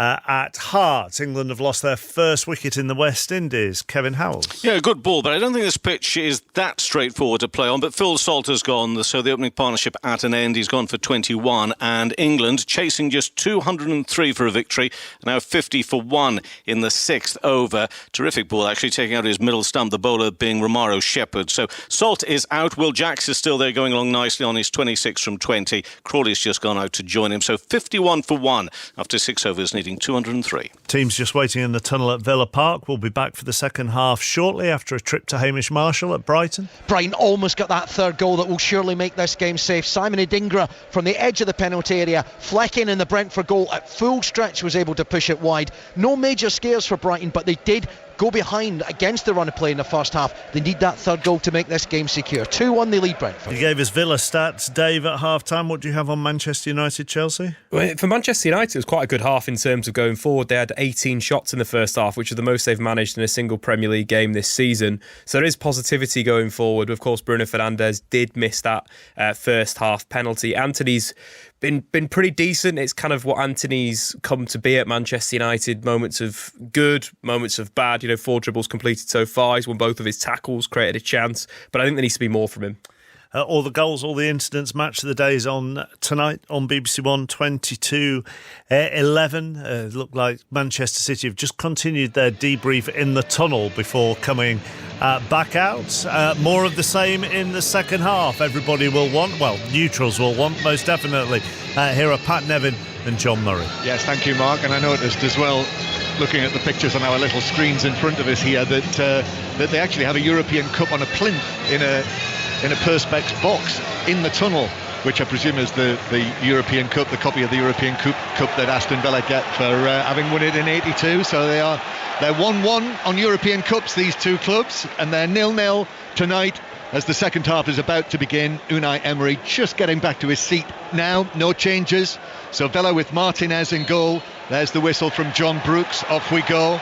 Konza, Diogo Carlos, Pau Torres and Luca Digne at the back. Then in midfield, Luiz and Camara. Bailey on the right. Tielemans pushing forward. McGinn mainly on the left, and Watkins through the middle. City side in a moment as Bernardo Silva finds Phil Foden in an offside position, so a free kick to Villa. And the Manchester City team, Ederson in goal, Walker, Akanji, Diaz and Gvardiol, but Akanji stepping into midfield alongside John Stones, returning to the team tonight in place of the suspended Rodri. Bernardo Silva on the right, Phil Foden on the left, and then Lewis and Alvarez either side of and further ahead than Stones. And Erling Haaland playing in the Premier League for the 50th time tonight. A couple of chances in the first half, two very good saves from Martinez, although the second for the header might have been offside. But goalkeepers have made saves at both ends, and watching it with me here inside Villa Park, Pat Nevin, the former Chelsea, Everton, Scotland winger, writer, speaker, raconteur, and we'll hear from Pat in a moment or two once we've come back from Henry Moran at Selhurst Park. That'll do it for Bournemouth. Crystal Palace 0, Bournemouth 2 in added time. Kiefer Moore's first of the season, header at the back post. Celebrations for Bournemouth, who are going to make it 3 wins in 4. Palace 0, Bournemouth 2. Bournemouth, one of the form sides of the Premier League. Ederson in with the ball at his feet in front of the huge Holt end behind him, which is absolutely full of faces looking down on Manchester City, bringing the ball away from the right back area, but it's just checked back there by Bernardo Silva, and he goes back to the edge of the area, Pat. It's been quite slow the way they've built it here, but I'm not totally surprised by that. I think they want some control of the game, Manchester City. It just hasn't flowed the way you expect it with Manchester City. Yes, they keep possession, but they know when to up the pace, but they've very rarely looked like a team that's going to break through. But you just know they've got players that are capable of doing it. So 0-0 as Bernardo Silva gives the ball over the halfway line to Lewis. Now Walker pushing well up the right hand side. Be very interesting to see just what it is that Guardiola gets his team to do in this second half. And here is Walker now. Walker towards the edge of the penalty area. Little ball into Lewis, who gives it back out of the box to Akanji. Square from him to Stones. Manchester City, as we look here, playing from right to left, and back they go to Diaz in the centre circle. No Jack Grealish either tonight. If you weren't listening, he's suspended as well, the former Aston Villa captain, and Doku is out injured. We'll have to see how he is when Pep Guardiola speaks after the match. Manchester City will go to Luton on Sunday. Here's Alvarez on the left hand side for City. Alvarez works a position against Camara, tried to play it square but hit it into Douglas Luiz when he was looking for Lewis. Then the pass from Akanji aerially into the penalty area. Walker's off to that inside the penalty area, and he's adjudged to a foul, Digne, and it is a free kick to Aston Villa. I can tell you one change that Pep Guardiola's made right at the start. He said to Walker, get up that pitch, don't you stand back in that right full back area, which he did for most of the first half, and quite a few times. I think that was because he was caught, and John McGinn was playing up against him a lot, gave him a very, very, very tough time. But I think Pep Guardiola said, look, you have to impose yourself on him, get forward when you can. Pat Nevin, whose excellent new book is in the shops in time for Christmas, and Owain, our engineer, has put some Christmas lights out for us tonight in front of the commentary position. I've never had that before in all of my years. Carlos. Diego Carlos clearing the ball towards the halfway line, bounces back to Foden. Foden now, white shirts, Manchester City tonight. Foden is tackled. Watkins is onto this, and Watkins plays it to the left-hand side. There's space there for Luca Digne, and he looks up and tries to send one of those whip passes forward, but Diaz read that and was able to move easily into position and block it. And Manchester City have it again on the edge of their own penalty area. So this is 5 Live Sport and BBC Sounds as well. Listen to all of the BBC's radio on BBC Sounds. Tell your parents where it is in time for Christmas. Best present you can give them.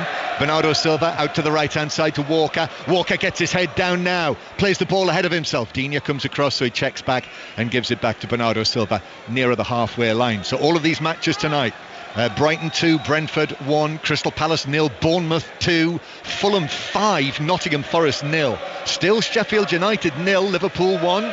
Chris Wilder, Sheffield United still in it. And Manchester United 1, Chelsea 1. That match, Old Trafford, the commentary is on Sports Extra right now.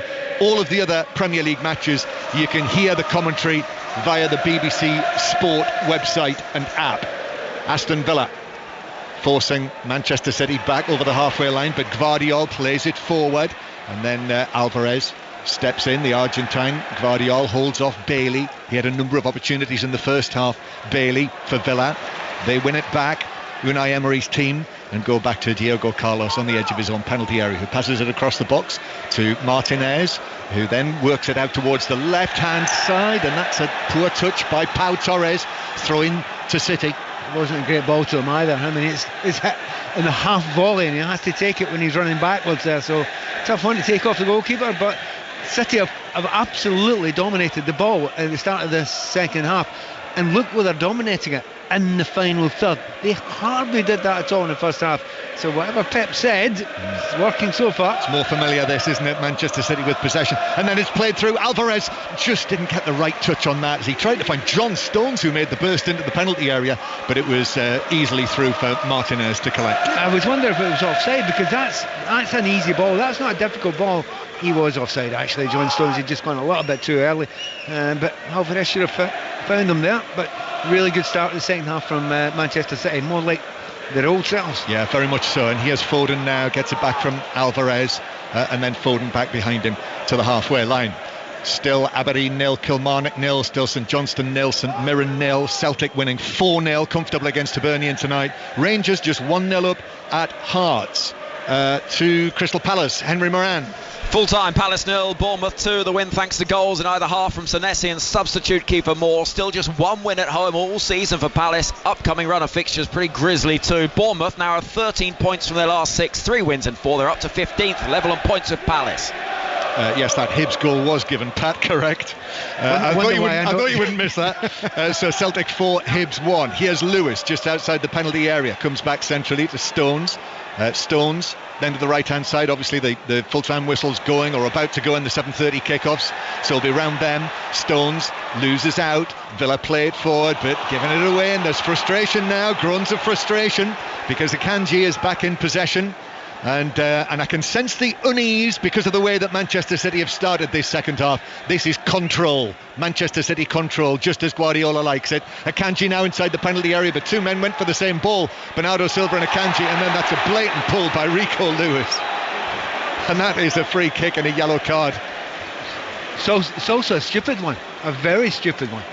No need for that at all. There wasn't that much of a break on, and Rico Lewis is walking a tightrope. Yeah, he is. So that is a booking for Rico Lewis. That was an inevitable yellow card for a pull like that on the shirt of Camara.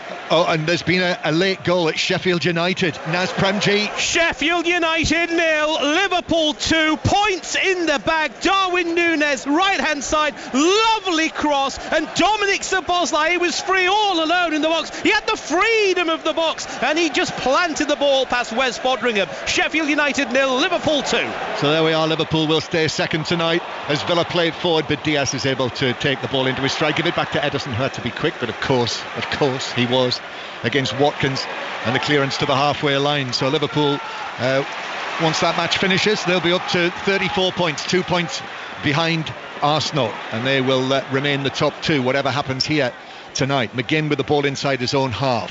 We're going to Fulham now. Full time with you, John Southall. It's finished Fulham 5, Nottingham Forest 0. Fulham 2 up at half time, totally dominant. Jimenez with the third and his second. Iwobi added the fourth. Kearney given time and space for the fifth after Forest gave the ball away. Terrific tonight, Fulham, but Forest all over the place. It's 4 straight defeats, and this is a very, very damaging defeat for the manager. Fulham 5, Forest 0. Yes, very. It will be discussed. We will hear, I would imagine, from him on 5 Live Sport tonight before 10:30, or indeed on the Football Daily podcast in the morning. 0-0 here at Villa Park. Not quite the thrills and spills of the first half, with Manchester City mainly in control, and it is still Manchester United 1, Chelsea 1 at Old Trafford. Very noticeable as well that Manchester City, when they haven't got the ball, they're not trying that offside very, very high line anymore. Here is Haaland, typical Haaland, like a bull in a china shop, playing it through to Foden, who shoots from the angle. That's saved by Martinez, and it bounces back out, and finally the offside flag comes, as we knew it was going to. Yeah, absolutely, didn't know it. That wasn't Foden's fault. Foden's turning around to Haaland and said, look, he could have played it 2 touches earlier. I was in there, and not only would he be in, he would have been in at a far better angle as well. And Haaland, classic Haaland that, wasn't it? Opponents bouncing off him, arms pumping, hair flowing, and playing the ball through to Foden.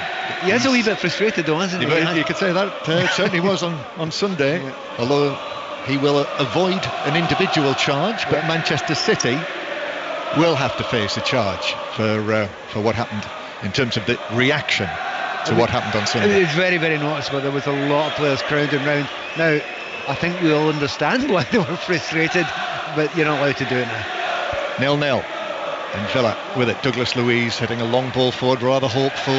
Watkins easily beaten to it by Diaz, but his clearance just lands the ball out of play, and it's bouncing up the yellow steps in the lower tier of the Doug Ellis stand on the far side.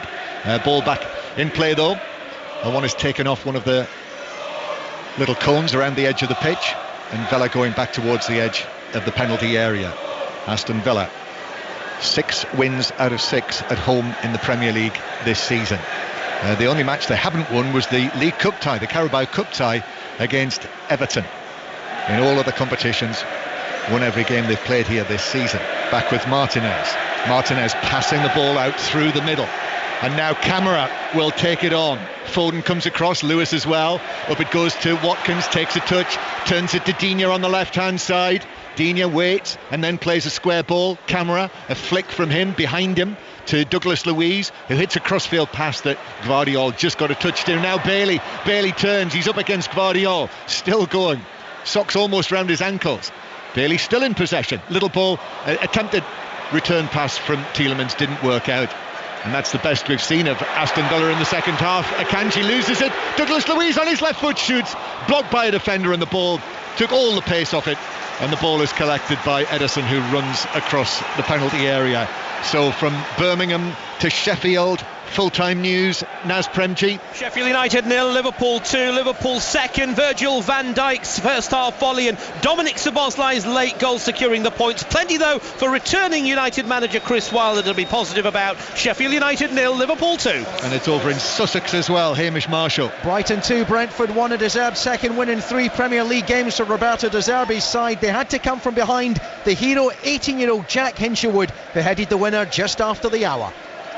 Thank you very much, Hamish. Still playing in the 745s and later in the Premiership in Scotland. And here's Konza for Aston Villa with the ball in the corner quadrant, actually, in the right back area. Plays it away, and then there's a tangle between Bailey and Gvardiol, and referee Brooks says that the tangle deserves a free kick for Manchester City. It was both of them. It absolutely was both of them, and it was a toss of the coin. I actually thought the referee pointed towards the Villa free kick first and then changed his mind halfway through it. Dangerous area for a free kick. Silva, Alvarez looking at it. Just over half an hour so to go. Manchester City with the free kick on the left hand side here, just down in front of us. Bernardo Silva with the ball outswing, or Alvarez with the inswinger. Full start from Alvarez. Bernardo Silva plays it in, took a touch I think off a Villa head. A number of players jumped for it, but the ball stays in play anyway, and Digne gets there first for Villa, plays it up to McGinn, who loses out to Lewis, who is on a yellow card. But Manchester City back in possession, and McGinn was very much at the heart of things in the first half, the Aston Villa captain. We've not really seen him because Manchester City have had all of the possession in the second, and now Bernardo Silva just outside the penalty area turns it to his right, was looking the other way. Akanji, then to Walker on the right hand side, and then back it goes closer towards the halfway line. You sometimes watch John McGinn and you think he's one of those players that's got a battery which doesn't slowly run out, it just stops. So he goes at 100 miles an hour, and at the moment he's just not getting involved in the play at all. And now a free kick. Ollie Watkins put a challenge in there, and actually yellow cards come out for that, which I'm quite surprised by. And the two of them, Ollie Watkins put the challenge in, and I think an arm came up and maybe caught Akanji, sort of his open hand on his chin. And that's given us a yellow card. It's one of those ones. I think Akanji sort of leans down a wee bit into it, and his kind of palm comes across and hits him in the chin. He does hit him in the chin. He's not rolling about acting because he wasn't hit, but it was definitely undeliberate. 0-0. Ollie Watkins. Only Haaland and Salah have scored more Premier League goals than Ollie Watkins this season. He has looked sharp. They're waiting for a chance for him though in the second half. Tielemans giving it to Bailey. Bailey now running free. He's against Guardiola, who's backpedaling. Bailey cuts infield then flicks it forward to Tielemans in the box on the right hand side. Low ball across is cleared away on the edge of the area by Diaz. Diaz in the right place at the right time for Pep Guardiola's side. Villa fans down here think Konsa's being fouled, but he's kept possession anyway. Now Camara makes a change in this second half, looking to our right towards the Holt end. Unai Emery comes out beyond the edge of his coaching area, points out one or two things as the ball is played forward towards McGinn on the left hand side. McGinn looking for Digne. Kyle Walker's back there. The ball bounces up off the Manchester City captain and behind for a corner to Villa. Shouting for a handball there, but I think that would have been quite harsh. And apart from anything else, I think it was just outside the box. But on that right hand side, every time you actually see the ball going to the wide right there onto Bailey, he just looks lightning. He's just not right enough at the ball. Get an update on the one-day international just in a moment, but corner for Villa in front of the Holt end. This relieves the pressure a little, and it's played in, a bouncing ball to Watkins, who hits the shot. It's deflected up in the air, then played back. Carlos jumps for it, bounces again across the box. Diaz just hikes it way up in the air. It bounces high. Diaz stretching to head it away, and then it's cleared away towards the halfway line, and the danger has gone for the time being. More on that in a moment. But the news on England chasing 203 to win the one-day international. Kevin Howells. No alarm bells as yet, but a second wicket has fallen. It's that of Zach Crawley, gone for only 3, chopped on. Bottom edge to the spinner of Moti. So 203 the target. England 75 for 2 in the 11th over. Will Jacks going along very nicely, 48 off 41.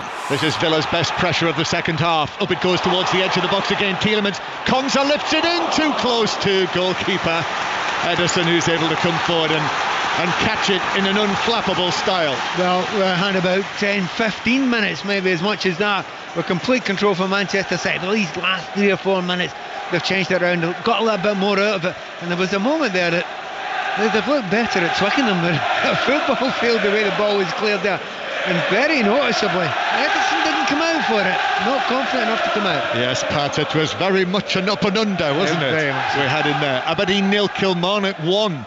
David Watson scoring in the second minute of added time. So Aberdeen 0, Kilmarnock 1.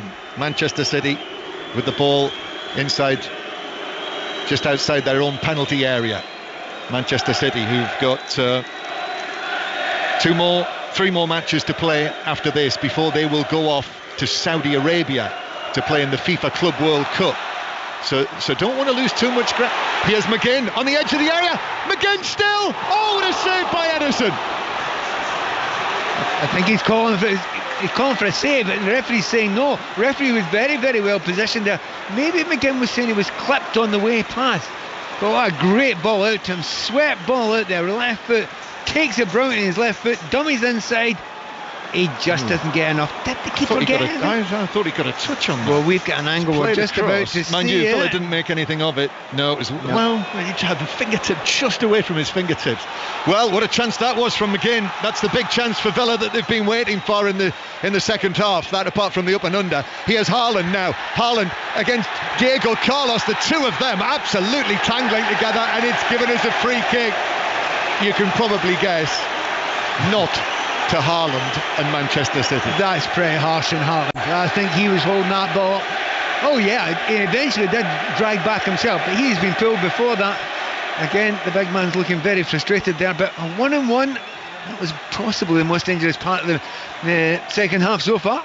Hello, Pat Nevin with us, and Villa with Bailey, who was threatening to lose the ball as he ran towards his own penalty area, but Villa have got reinforcements there. Carlos, that was a muscular tussle, wasn't it? Carlos and Haaland together, and now Camara through the middle of McGinn, angled ball to Bailey, who wasn't able to get a touch and take it on, so City have got the white shirts back. Cross from Bailey, he drops his shoulders because he didn't beat the first man, and now Konza back towards the halfway line.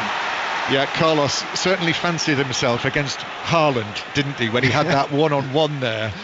And just at the moment, there are great opportunities both sides. There's a number of tired players. Don't forget, this is a very, very busy time of the season. Players are getting tired. Here's Camara, left foot on the edge of the penalty area, gives it out to the left-hand side to Digne. Digne waits, plays it in. McGinn is there. McGinn leaning into Lewis, and then gets his left foot onto it to cross it, but cleared away by Alvarez near the penalty spot. Comes out again for Aston Villa. They wanted Pau Torres to shoot. He had one shot saved very well in the first half. Digne's latest cross, that's hooked away by Stones. No Rodri today. When Rodri was suspended at the end of September and the start of October, Manchester City played 3 away matches without him, and they lost all 3.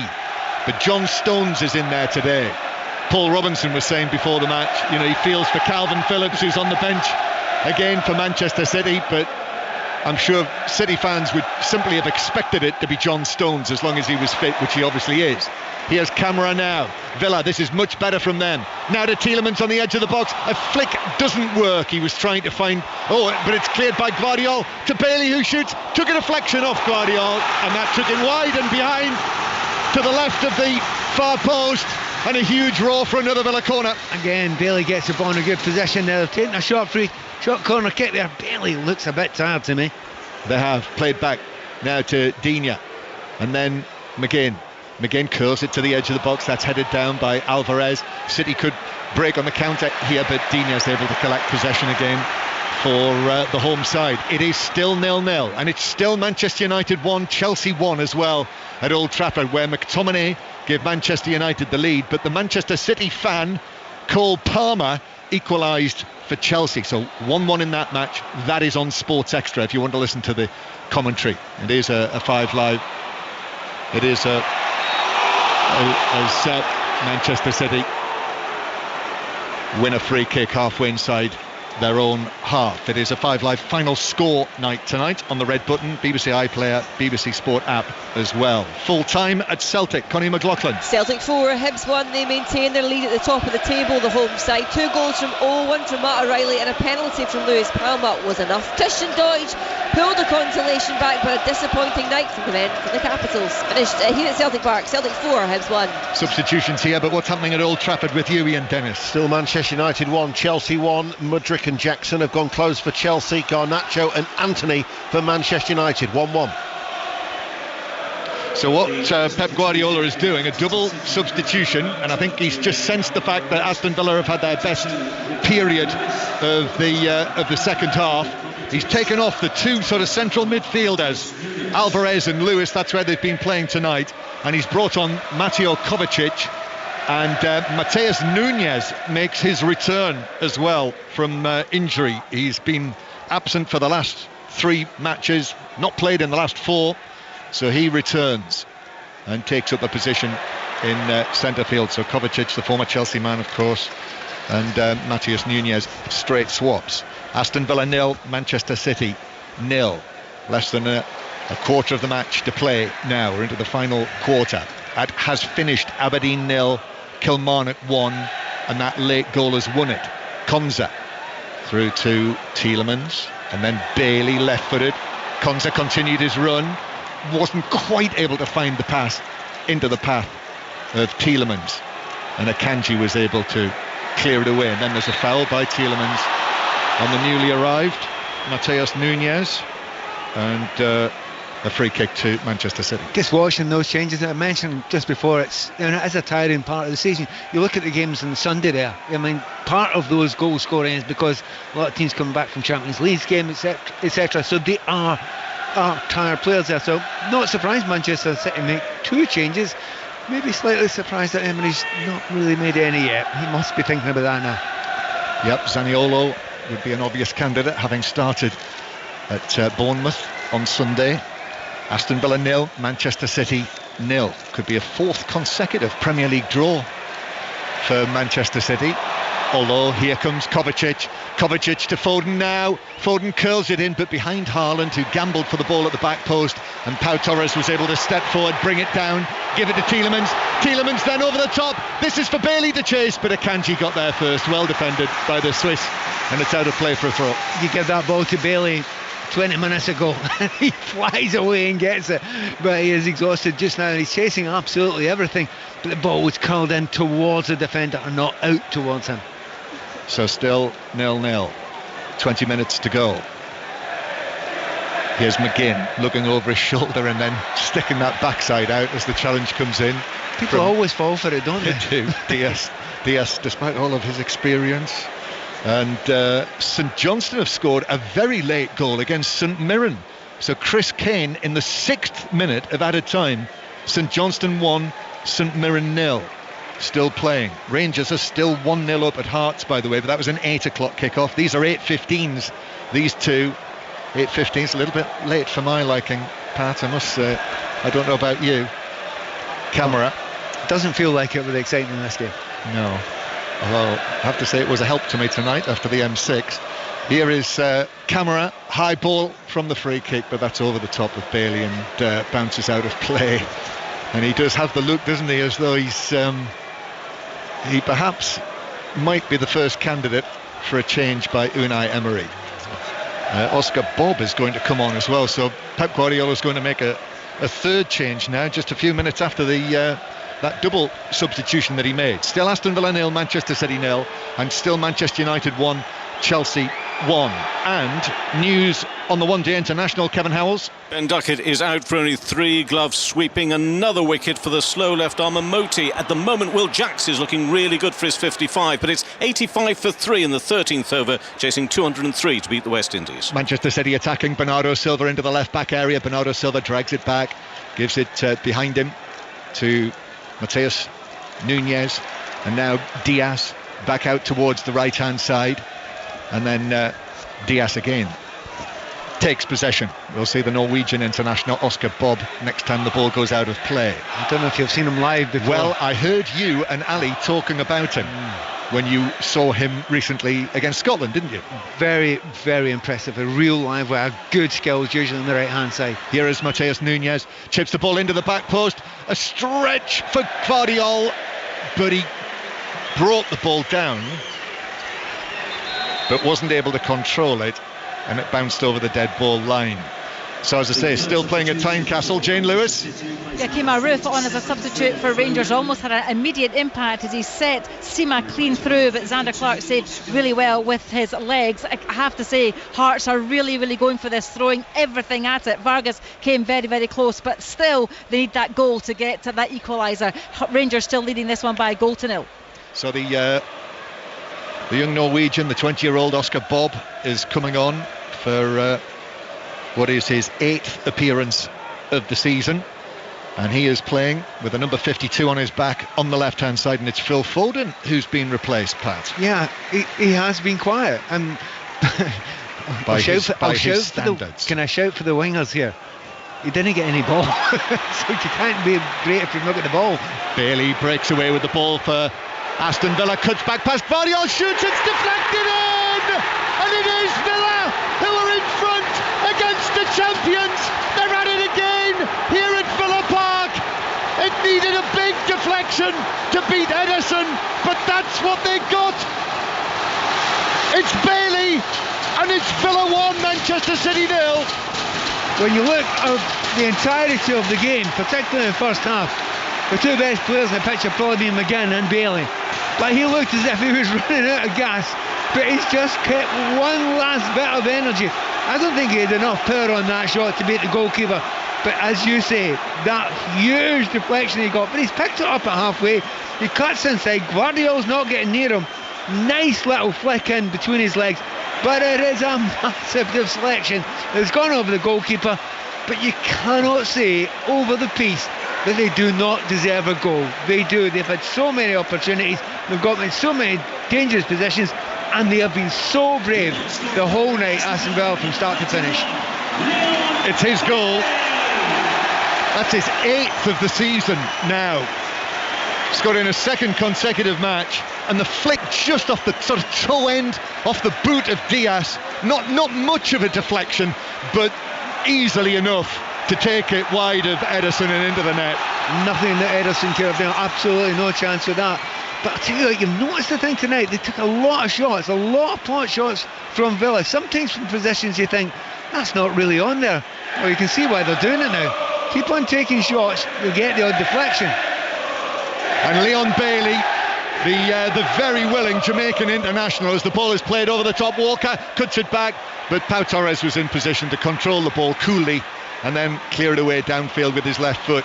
So now Villa will be thinking, what about on the counter-attack? Well, they've scored at least 3 goals in every one of these Premier League home wins this season. Just the one today, but that is doing enough for Aston Villa. And we are in the last 15 minutes now, and Manchester City, the champions, are facing defeat here. What about Old Trafford, Ian Dennis? Well, we've got 20 minutes remaining and Manchester United are back in front, and it's McTominay on the double. Garnacho's cross from the left-hand side, McTominay running in, forceful header, gave Sanchez no chance. Manchester United 2, Chelsea 1. So Manchester United edging it there, Aston Villa are edging it here. And Leon Bailey, you know, as I say, Pat Nevin, what a willing runner he is, and he finally gets his reward there, running from the halfway line. Yeah, and some of the times when he gets the ball, those little step over and tricks that he's got, I mean, the feet are a blur, a complete blur, but he's also got great pace as well. And I'm just saying, he really was beginning to run out of juice. He'll get a wee bit of energy back after that, there's no doubt about it. He won't want to come off now. So full-time score, St Johnstone have won it with that late goal. St Johnstone 1, St Mirren 0. And here is Nunez, but Digne, big round of applause from him, big cheer. He was able to get a touch on that, but Nunez is still going, the former Wolves man, the Brazilian-born Portuguese international. Here's Kovacic being chased by Camara, and then Stones. John Stones steps onto this, and then City, he has to go back to Diaz, the unfortunate Diaz with the deflection for the only goal that we've seen. Bernardo Silva across from him. Gvardiol, who was outrun really by Bailey as he was running through. Now City again come. Bernardo Silva carrying the ball forward in that style of his, sort of dropping his shoulder. Shouts for handball by City. Referee Brooks says no. And Villa are back in possession. Camara slips it forward towards Tielemans. And Tielemans now has options. Watkins one side. Here's Bailey on the right. It's Bailey who receives it. He's into the box. The angle's tight. He's running at Gvardiol and then keeps possession. Takes it back into the full-back position. Tielemans, square from him. Douglas Luiz, they want him to shoot. No, he gives it to his left to McGinn, who drags it infield, shoots right footed, deflected right across the box. Fell to Bailey, couldn't get control, cleared away, but only to Tielemans. Tielemans now has 2 City players with him. Tielemans works it across. Oh, a big stretching away from Diaz, but only to Konza. Villa have got Manchester City on the rack here. Camara's ball into the penalty area. Watkins on the turn, shoots, that's deflected as well. And Konza was in there. But Camara was in there but couldn't get the touch, but it's deflected away wide and out of play for a throw-in to Villa. How impressive with Villa. How many teams just go ahead against Manchester City, maybe bring on another defender, try and hold out. None of that from Aston Villa. They want another goal, they want to put this game to bed before the last 10 minutes comes in. However, there is one player who's gone down absolutely exhausted. That was a chance. It was nearly another deflection into the back of the net. I think the keeper would have probably got across it. In fact, see when we see it again, That is a magnificent save. Douglas Luiz. It was actually Douglas Luiz who was in there, and Ederson just threw himself into the path of it. It took a big deflection which took the pace off it, bounced across the area, and Ederson had to get there. That could be very important. There's a lot of people listening in tonight, I suspect Arsenal fans. Yes, certainly. I bet they will. A few Liverpool fans and a number of fans saying this is looking good for us, but do not ignore Aston Villa. They're up there. If you have just switched on, and we've got a stoppage here because of Bailey needing some treatment, so he'll have to come off the field. Full-time scores already today in the Premier League. Brighton 2, Brentford 1, Crystal Palace 0, Bournemouth 2, another very good result for Bournemouth. Fulham 5, Nottingham Forest 0, Sheffield United 0, Liverpool 2. So Liverpool back to within 2 points of the leaders, Arsenal. Manchester United now 2-1 up on Chelsea. Second goal for Scott McTominay. And Villa with this corner from the right-hand side, searching for a second goal. Digne curls it in, headed away by Haaland, and the referee spotted an infringement, presumably on Haaland, and it's a free kick to Manchester City inside their own box. So I think it's Jacob Ramsey who's going to come on. Bailey has not come back onto the field yet. I think he looks too tired to come back onto the field. He may try and get back on. Yeah, he's got himself back on now, but he is going down. He's working hard. He's like every player in that Villa team. They'll all be feeling the tiredness just now, but if you've got that one goal lead, it just gives you that extra bit of energy to go that extra yard you need to go against City. And Diaby coming on as well, so Diaby and Ramsey, and that will be it for Bailey. But Aston Villa are 10 minutes away from what would be a 14th home Premier League win in a row, which would equal the club record of home league wins, which has been done twice before, but most recently in 1930. So they did it in the early 1900s, 1903, and then in 1930-31 was the last time that Villa had a run like this here on their home patch. That's quite an achievement. It's extraordinary when you look at this, and that's why this place is buzzing. That's why this place is full 15 minutes before the game starts. Carlos is picked up for a trip on Haaland, and it's a free kick to Manchester City on the left. We're going to go to Tynecastle shortly for the full-time news, but let's see first of all what happened. Rangers were winning 1-0, and let's just see what happens with this Manchester City free kick first. Mateus Nunes and Bernardo Silva are there together. Little word between the two of them. Big moments these. Manchester City losing ground on Arsenal, who would stay 6 points above them if the score stays like this. Mateus Nunes plays it in the near post. Oh, and it was missed by Douglas Luiz and bounced straight through to Martinez. And if Douglas Luiz had got a touch there, that would probably have taken it in for an own goal. Well, apart from anything else, what a fantastic free kick. Horrible one for the goalkeeper, horrible one for Douglas Luiz, but they've managed to get away with it. Right, to Edinburgh, Jane Lewis. Hearts 0, Rangers 1. It's finished here at Tynecastle. Rangers now 12 games unbeaten in all competitions. Abdullah Sima with the only goal of this one, the goal coming after 33 minutes. Well, the Rangers had chances in the second 45 to add to their scoreline. Good defending from Hearts and some good goalkeeping from Zander Clark kept them out. Hearts tried like crazy to get back into this match, and they had plenty of set pieces to try and get the equaliser, but they just could not finish. It finished here, Hearts 0, Rangers 1. And the two matches still underway in the Premier League. Manchester United winning 2-1 against Chelsea. Lots more on that post-match. We're on air till 10:30, of course. And 1-0 to Aston Villa here. Manchester City looking at the possibility of a third league defeat of the season for the champions. Here's Mateus Nunes, though, down the left-hand side. But Konza does very well against him, plays the ball back across his box. This is the sort of play we've seen from Konza tonight that has got him into the England squad. Although he currently operating at right back, and then Watkins is challenged by Diaz, who was all over the back of him there, and then similarly challenge on Bailey, which has left him down off the field. And you can hear the reaction there has been from the Villa fans to that. Strong stuff from Diaz, now to the edge of the area, Mateus Nunes. Here's Bob on the left-hand side. Bob's low ball in, flicked by Mateus Nunes, didn't work. Bounced to Konza, and he was able to control and clear it. Bailey stayed down. Stones plays the ball into the area, but it runs through to Martinez, who will hurl the ball out of play so that Bailey can receive more treatment. We have got 6 minutes plus added time, and it is still Aston Villa 1, Manchester City 0. Tight as well at Old Trafford with you, Ian Dennis. 13 minutes remaining of normal time. Manchester United still lead Chelsea by 2-1 after those 2 goals from McTominay, and certainly Cole Palmer got the Chelsea goal. Manchester United looking for the third. McTominay mishit, skewed it wide, and then a good block by Colwill to block Garnacho. 2-1 to Manchester United. Jacob Ramsey is coming on for Yuri Tielemans. And that is now it for the goal scorer, Leon Bailey. Even though it was deflected, it will be his goal, his 8th of the season, which is very good. Scored against Manchester City here last season, I remember. That was a 1-1 draw before Haaland came up with the equaliser. So he's done it again, Bailey, but he's off the field now. And Diaby has come on to replace him. Do you know, you look at it now, and I was thinking he would have taken Bailey off just 2 or 3 minutes before he scored, because he looked so tired. And that's sometimes the manager, he just makes those decisions. Leave it a couple more minutes. What benefit it's had. 1-0 to Aston Villa.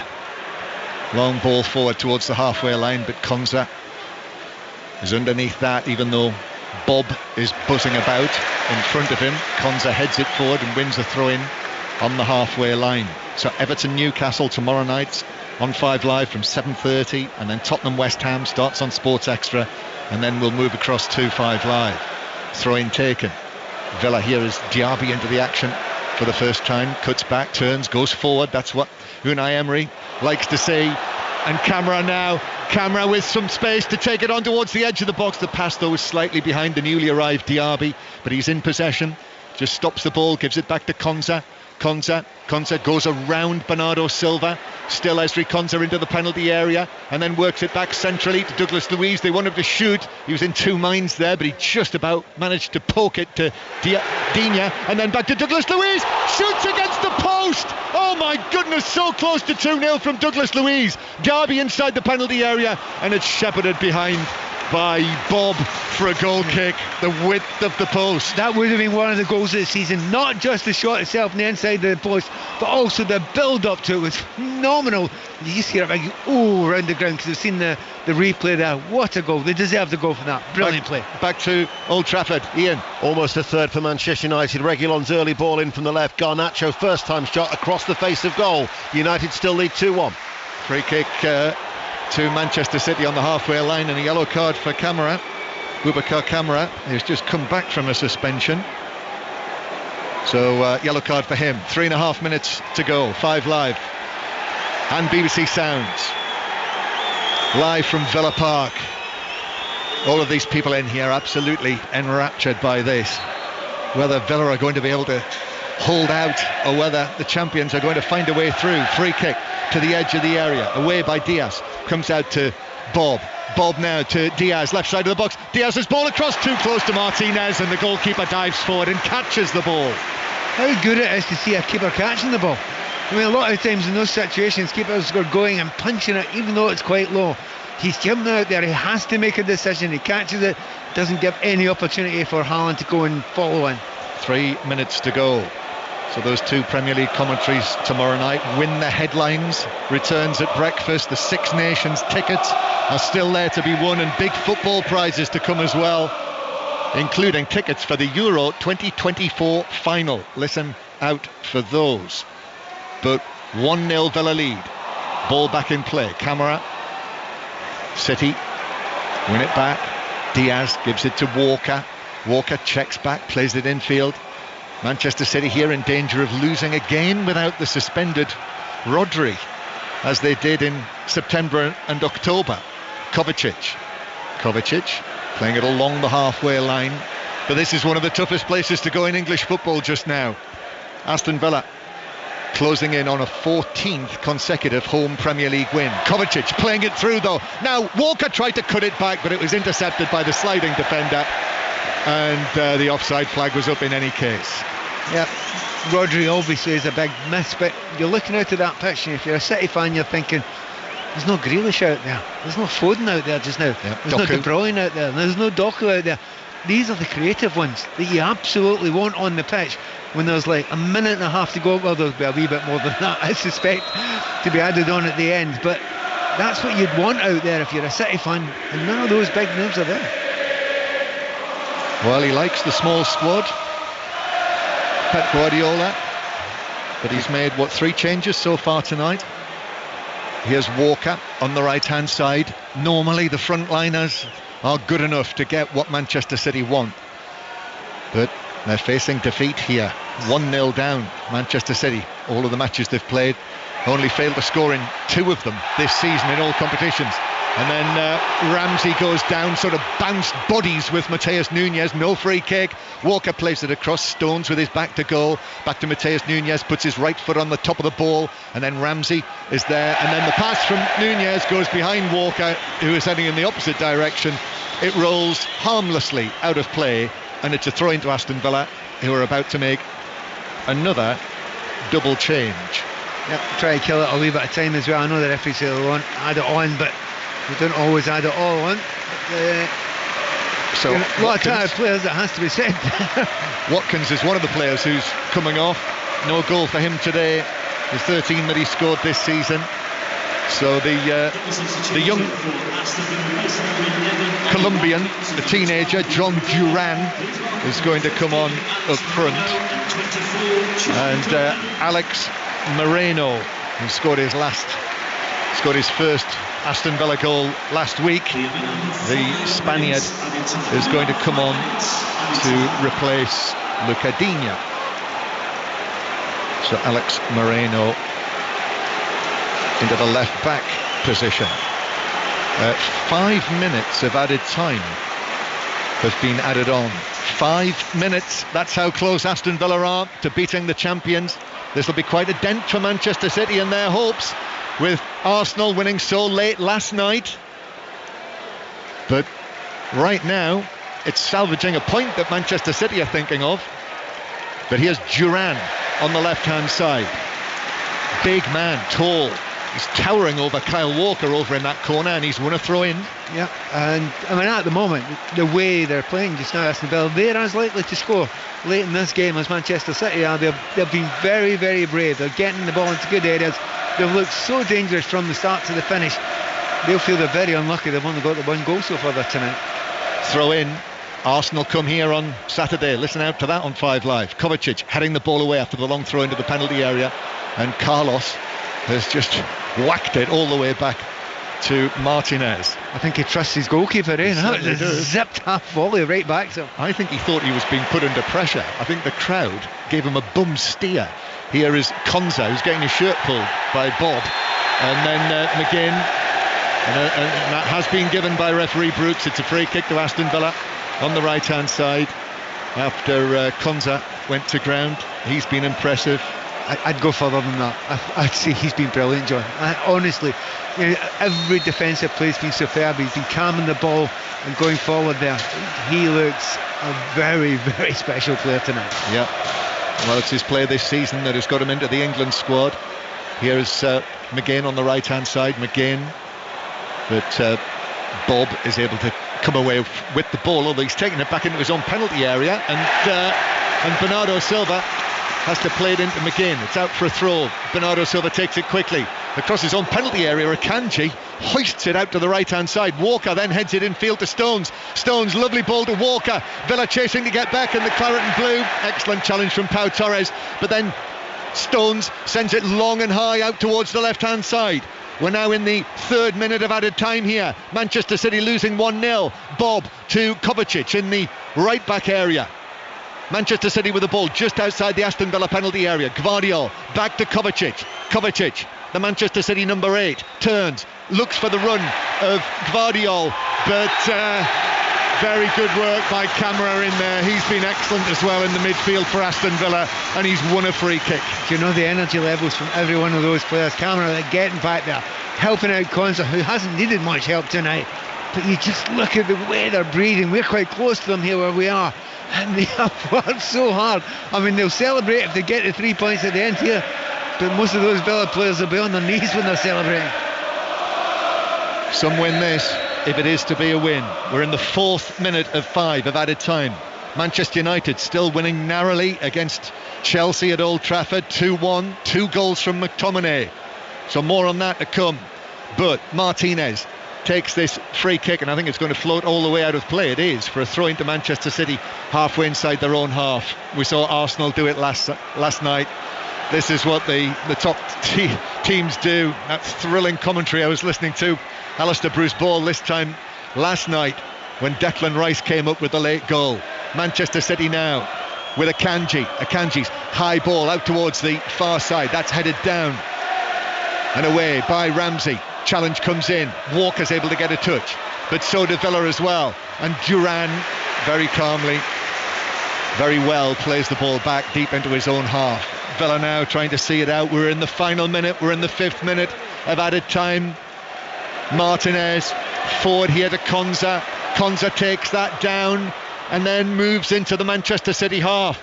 McGinn, are they going to take it towards the corner flag if they can? McGinn holding it up against Gvardiol and Bob, and he's played it off the shins of Bob, and it's out of play for a throw-in to Aston Villa. Less than 30 seconds to go. Unai Emery prepares to celebrate. This would be the first win of his managerial career against a Pep Guardiola team. Landmark stuff for Aston Villa, who would go above Manchester City in the Premier League table. That's why you're hearing this noise. Villa take the throw. Manchester City winning a free kick. McGinn trips Gvardiol. And I make it the 5 minutes are up. Time is up, they all know it. They're all on their feet inside Villa Park. They're hammering the barriers. Long from Edison to the halfway line. Haaland, he's not had a sniff in the second half. Heads it forward. Pau Torres clears it. Referee puts the whistle to his lips. And there it is. Big win for Aston Villa. They've been doing it all this season here at Villa Park. And now they've beaten the champions as well. 7 home wins out of 7 in the Premier League. They go above Manchester City in the table. They've beaten Manchester City. Quite a night, quite a win. Pat Nevin. Well, first of all, that noise at the final whistle is one of the loudest noises you'll hear this season. But it's deserved, absolutely deserved. This is no fluke. Yeah, you win all those games in a row, but this was the biggest test. This Manchester City, one of the very top teams coming here, and they've not only won, they have been the better team. Aston Villa were the better team tonight in almost every area. They didn't create huge amount of chances in the second half, but in the first half they were by miles the better side. So many players in the Aston Villa team, you could say, were up for the man of the match. You couldn't say that about any of the Manchester City players tonight. They did look quite a tired team by the end of the game, and just look at them now. They do not look as if they're just visiting the top 4 for a short time, do they, Aston Villa? They look as if they're in it for the long haul. 14 consecutive home Premier League wins. They've equalled the club record of 14 home league wins in a row with this victory here tonight. And Manchester City have lost without Rodri again. Yeah, they've lost without Rodri, and that will be headlines, but I'd add quite a few others to that. As you say, Grealish not being here, Doku not being here, Kevin De Bruyne, obviously it's been long term for him. But obviously Foden goes off at the end as well, so there's a lot of players missing, but every team's got that just now. But with Manchester City, boy, you don't have to notice it. Well, great celebrations here. The flags are waving, the claret and blue.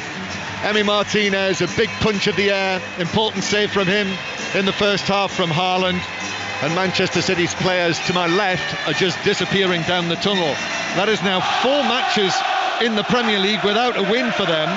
They've taken 3 points from the last 12 possible. Most unlike Pep Guardiola's team.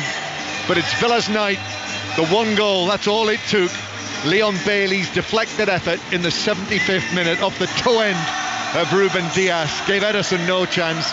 He's the last man, almost the last man off the field. He's being briefed about his TV interview that he's about to give. I think anyone could cope with an interview in the circumstances here. I don't know whether you necessarily need a briefing, but anyway, he's got his coat on, and I'm sure we'll hear from him at some point as well, if not tonight, then on the Football Daily podcast in the morning. So Manchester City have lost here in Birmingham. What about Manchester United? Ian Dennis at Old Trafford. Well, John, we've got about 90 seconds remaining of added on time here at Old Trafford, where Manchester United lead Chelsea by 2-1, although they just had a scare in injury time as Broja, with a far post header, actually hit the post for Chelsea. But Manchester United have had the chances to put this game to bed. McTominay scored both the goals. They did miss an early penalty. That was Bruno Fernandes after 9 minutes. Sanchez with a strong right hand, a save to his right hand side. But 10 minutes later they took the lead. Garnacho with a cutback from the left. Maguire's initial shot was blocked, and then after a good control from McTominay, it was fired home for his 5th goal of the season. Only the 2nd time in 8 home Premier League games this season here at Old Trafford that Manchester United have scored before half-time. But Chelsea did have chances, and they were level on the stroke of half-time as Palmer collected the ball on the edge of the area, and as he ran on the edge of the box to his left-hand side, he reversed it with a low finish back into the right-hand corner at the away from the outstretched Onana. But Manchester United have had the better chances in this second half, and it was certainly no surprise when they reached up the lead. 21 minutes remaining. Garnacho's cross from the left, McTominay running in, close range header past Sanchez. VAR did check it, but there was adjudged to be no foul from the Scottish international. He could have had a hat-trick, and then there was other chances too, as Garnacho put one effort across the face of goal. But by my watch now, we're inside the last closing seconds of this game at Old Trafford. Chelsea are on the attack. They're in all royal blue. They're playing from left to right as we look.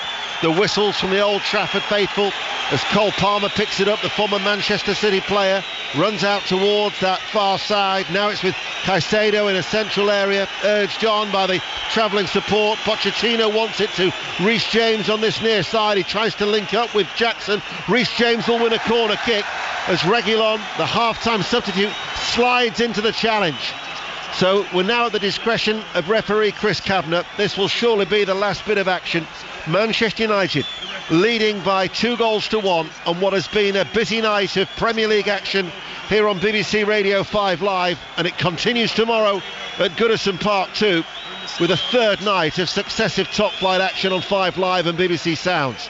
James with the outswinging corner, headed away by Bruno Fernandes, and there is the full-time whistle, and there are the cheers as Chelsea's woeful run at Old Trafford continues. Haven't won in 10 years. They've had no success now in their last 11 visits as Manchester United beat Chelsea by 2-1. And of course there was all that talk about further amid unrest in the dressing room, but Manchester United tonight have been full of running. Eric Ten Hag, he dropped Rashford, he dropped Martial, and there's certainly been a committed display from the home side. So it's finished Manchester United 2, Chelsea 1. There will be further reflections here on BBC Radio 5 Live. But the multi-talented Mark Chapman, he's a man in demand. He's presenting Match of the Day tonight, 10:40 BBC 1. So whilst he's being pampered in makeup, I'm Ian Dennis, and I've been left to hold the fort through until 10:30. And from the fort to the fortress, that of Villa Park, John Murray and Pat Nevin. Yes, that's exactly what it is, Ian. Aston Villa 1, Manchester City 0. The final score here tonight, and it was a big week looming this for Aston Villa. We knew it, they knew it. Manchester City tonight, Arsenal coming here on Saturday, but Unai Emery's team have completed half of this challenging job this week by making it 7 wins out of 7 at home in the Premier League this season, and also equalling the club record of 14 home league wins in a row. Just the one goal did it tonight. In the 75th minute, Leon Bailey, one of the many Villa players who caught the eye tonight, he ran, and this time that run from the halfway line against Guardiola to the edge of the area, a shot that took a little deflection off the toe of Ruben Diaz, but that was enough to carry it wide of Ederson, and into the back of the Manchester City net. First half, Pat Nevin watched it with me. Pat, the first half was a real thriller, wasn't it? Even though it didn't provide any goals, chances at both ends. In the second, Manchester City seemed to have more control, but Villa are just so good here. Yeah, they had more control at the start of the second half. It wasn't creating a lot of chances. I mean, think about it. There was very, very few opportunities, if any, for Haaland. Certainly in the second half, nothing. Absolutely not a sniff. And didn't have any players up helping him either. He had a tough time, but he was against two players in great form. It has to be Pau Torres. Pau was absolutely magnificent at the back, maybe second only to Konza, who was very, very, very special as well. There were lots and lots of players look through that team who were on great form, and you need that against Manchester City. Even Manchester City team that are missing quite a few players, but Tielemans, brilliant game tonight. Luiz, wow, he was a bit special. But that man that scored the winning goal, Bailey, we had a chat early in the game, and I said to you, he's up against a fullback that's not a fullback, and I think it showed tonight. Guardiola, can you remember? There's Lionel Messi against him, and they did the little dummy in the drag back in the World Cup semi-final. And that's the left. That's not that complicated. The dummy that Messi did on him. I know it was Messi, but I'm just thinking that's a centre half's tackle. Tonight it looked a little bit that. I'm a big fan of Guardiola, but sticking him out left back against a player who's an out-and-out trickster and speed merchant right winger, it caused him a lot of trouble. So this is how the top of the table looks. Arsenal, 15 games played, 36 points. Liverpool, who beat Sheffield United away 2-0 at Bramall Lane, 34 from 15. Aston Villa third, 32 from 15. Manchester City 30 from 15. And then Tottenham Hotspur, who play on Thursday night, 27 from 14. Pat, what about the job that Unai Emery has done, is doing? It's phenomenal. I actually was chatting beforehand about not having seen Aston Villa in the flesh, and then I realised I have seen them in the flesh this season. I was up in Newcastle. They get absolutely battered, and I thought, well, they're not going to do much this season. How wrong you can be making a judgment over one, because he has got them together, working as a unit, as a team. The attitude from every single player, the belief from every single player, the fact that there was no fear at all at any point of this game against Manchester City, who obviously are the league champions and one of the best teams we've seen for many, many years. And you have to say at the end of it, he could have taken 2 or 3 changes and they didn't look any weaker either. This is a special team that he's put together now, and having watched them tonight and a little bit obviously before I've seen them in the flesh recently, I don't think you bet against them being top 4 at the end of the season. People think them maybe just visiting.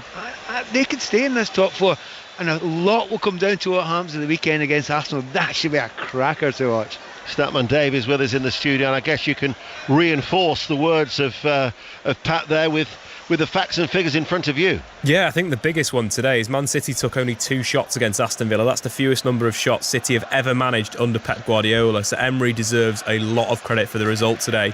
The interesting side as well, as you mentioned in the commentary, it's the first time that Emery's ever beaten Pep Guardiola in 14 attempts. But I think that home form has been absolutely sensational since Emery took charge in 20 games. Villa have won 16. That's an 80% win rate that's only bettered by Jurgen Klopp's Liverpool in that time. And as Pat was kind of chatting about, Kamara in midfield, John McGinn as well deserves a lot of credit. He contested 25 duels this evening, won 5 out of his 5 dribbles and won 6 out of 7 of his tackles. Absolutely phenomenal in the centre of the park. In the second one-day international, England are chasing 203 to win, but there's been a wicket. Kevin Hells. It seems a very modest target, this, doesn't it, for England to beat the West Indies? If they fail, they will lose this short series, and it's not going to be straightforward, though they are 120 for 4 in the 21st over. The pitch is taking spin, uneven bounce, mainly low, and Will Jacks, the latest to go, for a very good 73 LBW to Rutherford. To say, kept really low. This is going to be tricky for England. The moment they're OK, Butler and Brook are the current not-out pair. Pat, it's 4 without a win for Manchester City. A minor blip, or should there be a degree of concern? Degree of concern, definitely. A minor blip if you were playing those games and are playing brilliantly and you couldn't see any weaknesses of being a bit unlucky getting the draws, and then the loss today. But in actual fact, it didn't look like that tonight. It looked like a team that were kind of being well beaten, actually outrun tonight. And I was chatting before the game with John and was saying there's a number of teams that have looked at Manchester City and thought to themselves, oh, we can't beat them, they'll pass around us, we'll defend deep and we'll try and get the odd break. Just recently people are thinking, oh, let's have a go at them. Spurs, let's have a go at them. Chelsea, let's have a go at them. And then tonight, obviously, Aston Villa, yeah, we'll have a go at them. And it's working. And the Premier League's not a bad league. Every team will look at that now and think, okay, that's the way you do it.